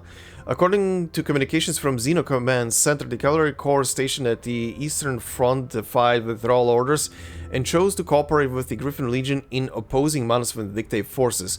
Should they succeed, this may yield long-term strategic benefits. For the time being, the situation is to be closely observed. Okay, so they're holding... I mean, that's kind of what she said as well on the communicator, but they're holding back for now to see what happens, but the guy could definitely face a tribunal for all the wrong reasons. Okay. But I think this is gonna be a good place to hold the episode for now. But before we completely round the episode out, let's watch another part of the animation. Well, this is our first frame to begin on. Hi, don't stare at me. Please. Alright, episode 2. What was this called again? Eccentricity Investigation. I mean, it had X on the banner, so this is gonna be probably something. Alright, episode 2. Let's see. Is this a crystal ball? Oh, yeah, subtitles. One of you guys said in the previous episode that from episode 3 onwards, they will actually have, like, proper subtitles, so I won't have to rely on the auto-generate ones. Good. I wish they would have been here for the first episode as well. Not that I need them, but you know, it just makes some stuff easier to see and listen to. Some stuff does kind of get lost sometimes. Anyway. Correct. You may use it to archive each member's behavioral logic data. It will record this data upon contact. Why is it showing me this? Excellent. A great example of behavioral deviation. I have to... Now then, how do I convince them to touch this thing? Don't worry. Take a rub of a magical good luck orb. Remember to check in with our new fingerprint reader. Out of the way! Whoops! My latest experiment! Marcus! Oh god. that was a transition. Okay, same opening. Alright. Oh my god. What the hell? What was that? Oh, hi. Oh, bye.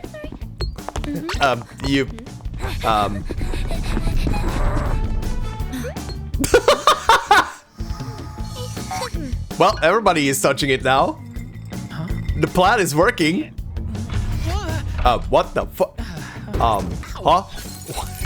He and his stupid devices.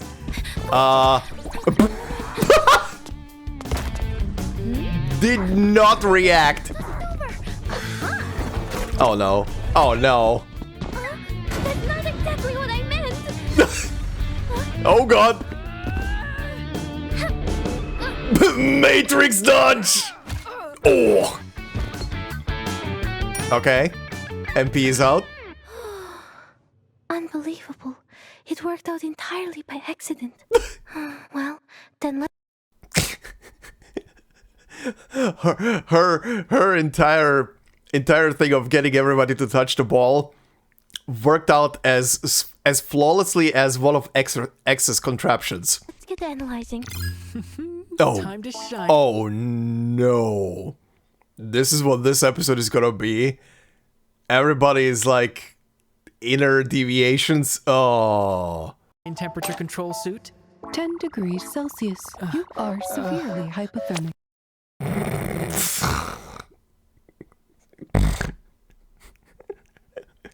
Every child, while going to like either primary or middle school, wanting to dodge at least 1 or 2 days of school just to chill at home, pretending to be very sick. This guy. I need a sick day. Approved.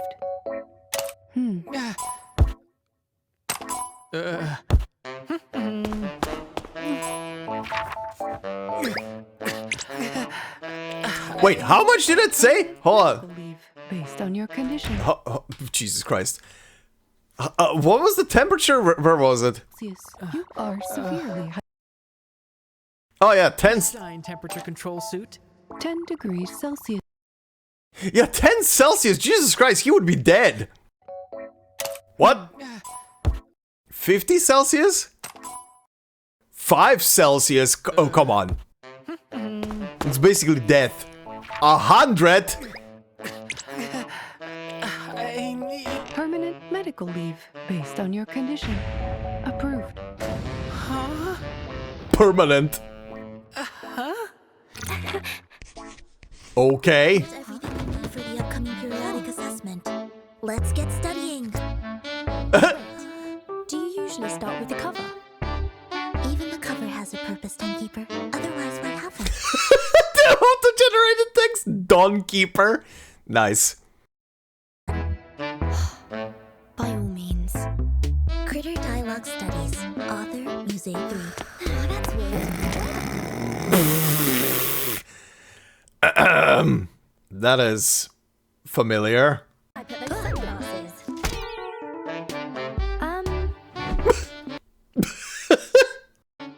Oh, these are revealing. The way she said that. Oh, these are revealing. Good thing none of them so far has shown anything spicy.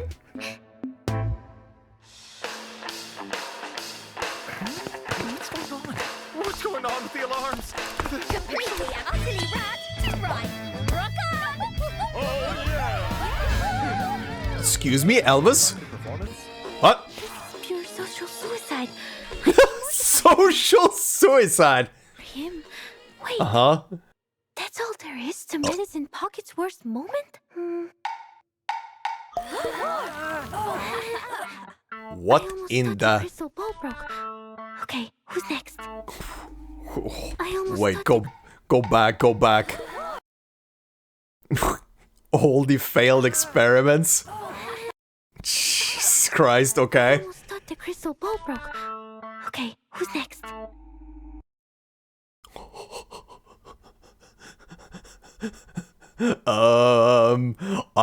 I'm slightly concerned what this is gonna be.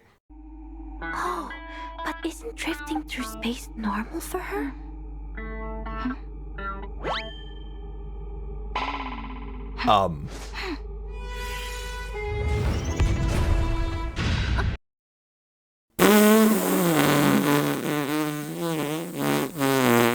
Okay. Her ult is... okay. Well, it was in the way, I guess. Top of the morning, boss. Gee, you're looking down in the gravity well.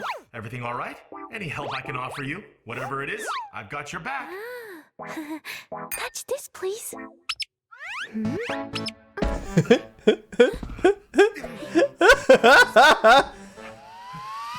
Nope.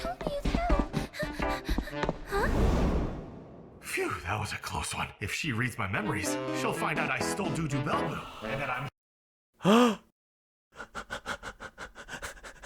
here undercover compiling data for our impending invasion. Good thing I'm an intellectual supernova. Sure you are. Marcus, you appear amused. No, I was just... Excellent. Anything else to report? Nope. Here's your crystal ball. I'll be going now. So tired. Oh no. Marcus, you performed above it. Oh no! Expectations. Here is a reward for an unlimited supply of books. No. A responsible leader like me doesn't need this. But since you so kindly made the offer, it would be remiss of me to object. Any other requests? There is one thing you could do that would really help me. Elaborate. Doing all work. She said that. Related communication to writing. No more in-person meetings. Uproot. Effective now. Thank you. That face.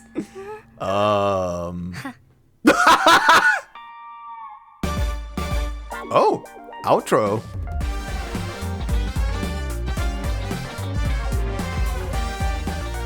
Did not think the show would have an outro for how short it is.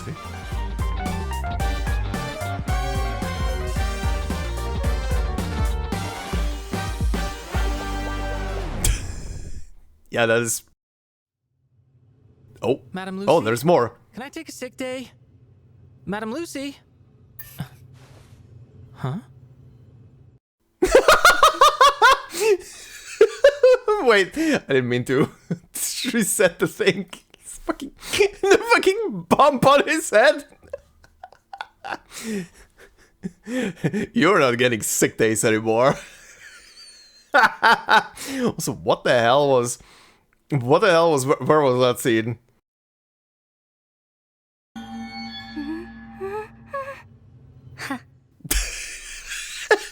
What the fuck was that smile? Caught you in the act, huh? This freaking show. Alrighty then. So this is now gonna be where we round up this episode. That animation is pretty good. And I'm looking forward to seeing the next episode, especially with embedded subtitles or well, even if there are the subtitles that are just the YouTube type, but still, as long as they're actual subtitles done Timekeeper. Fuck's sake. But yeah. Anyway, the animation is great. Looking forward to seeing what the rest is gonna bring. They're all goofballs. They're all goofballs, and the animation is just extenuating that. But yeah, anyway, chapter is definitely now pivoting into the more depressing aspect of war. As I was literally saying at the beginning of the episode, the total shift at the beginning of the chapter was definitely massively different to the previous one, but now we're getting slowly there to the same kind of predicament. But yeah, interesting stuff. The Earth part was very, very interesting. I wonder what that is gonna lead to at the end of the day. Okay, so the Earth stuff in the city was just this. The Amber Room and Vertin going in there and in somehow a very weird and out of time place making contact with actual Erd. And yeah, this chapter is definitely confirming that Erd, so the author that worked for Utu, is her mother. And Doris was just I guess a resetted version through the storm or something like that. I don't know, but still very interesting. Very, very, very interesting. Still waiting. We're getting breadcrumbs slowly, but I'm still waiting to see what they're gonna play into with this whole matter with both Erd and Vertin, and how it's gonna shape up in the end. But it's definitely playing into something big later down the line. I do like the sentence. I do like the sentence of Igor when he was leading Timekeeper, when he was leading Vertin down into the Ember Room, of paraphrasing a tiny bit here, but that he wants to have, that he would love to have a god on their side as well. And then addressing the Timekeeper directly, which is very interesting. I wonder if that is kind of like a hint, nudge to the whole thing of once we fully discover what and who Vertin is supposed to be, if she's gonna arise, even if it's just gonna be for that one beautiful anime moment where the titular main character becomes God, essentially, for a brief moment with powers and everything, just to resolve a conflict, and then goes back to being a normal person or some shit like that. I don't know. We'll see. They're definitely placing more and more seeds while they're at the same time as usual answering questions. But we'll continue this next time, and I don't know how many stages are left in this thing. If it's another 24 or something, I might split the next part into 2 parts, but it will kind of depend on how fast the next couple of cutscenes are gonna go. But we'll see. Either next episode is gonna be the finale for Chapter 12, or it's gonna be just another part, but I'll keep it a tiny bit shorter and split it into 2, essentially. But yeah, anyway, we'll see. I'll decide that next time. But until then, thank you guys very much for watching and listening. Hope you enjoyed. If you did so, please consider leaving a like. It would help out a lot. If you're new to the channel, consider subscribing. And if you want to support me more directly, memberships are open on the channel. Like I always say, no video will be behind a membership. It's purely there for support, so thank you very much to all the members already doing so. Much appreciated. And I hope you all have a fantastic day wherever you are, and I will see you in the next one. Until then, bye-bye.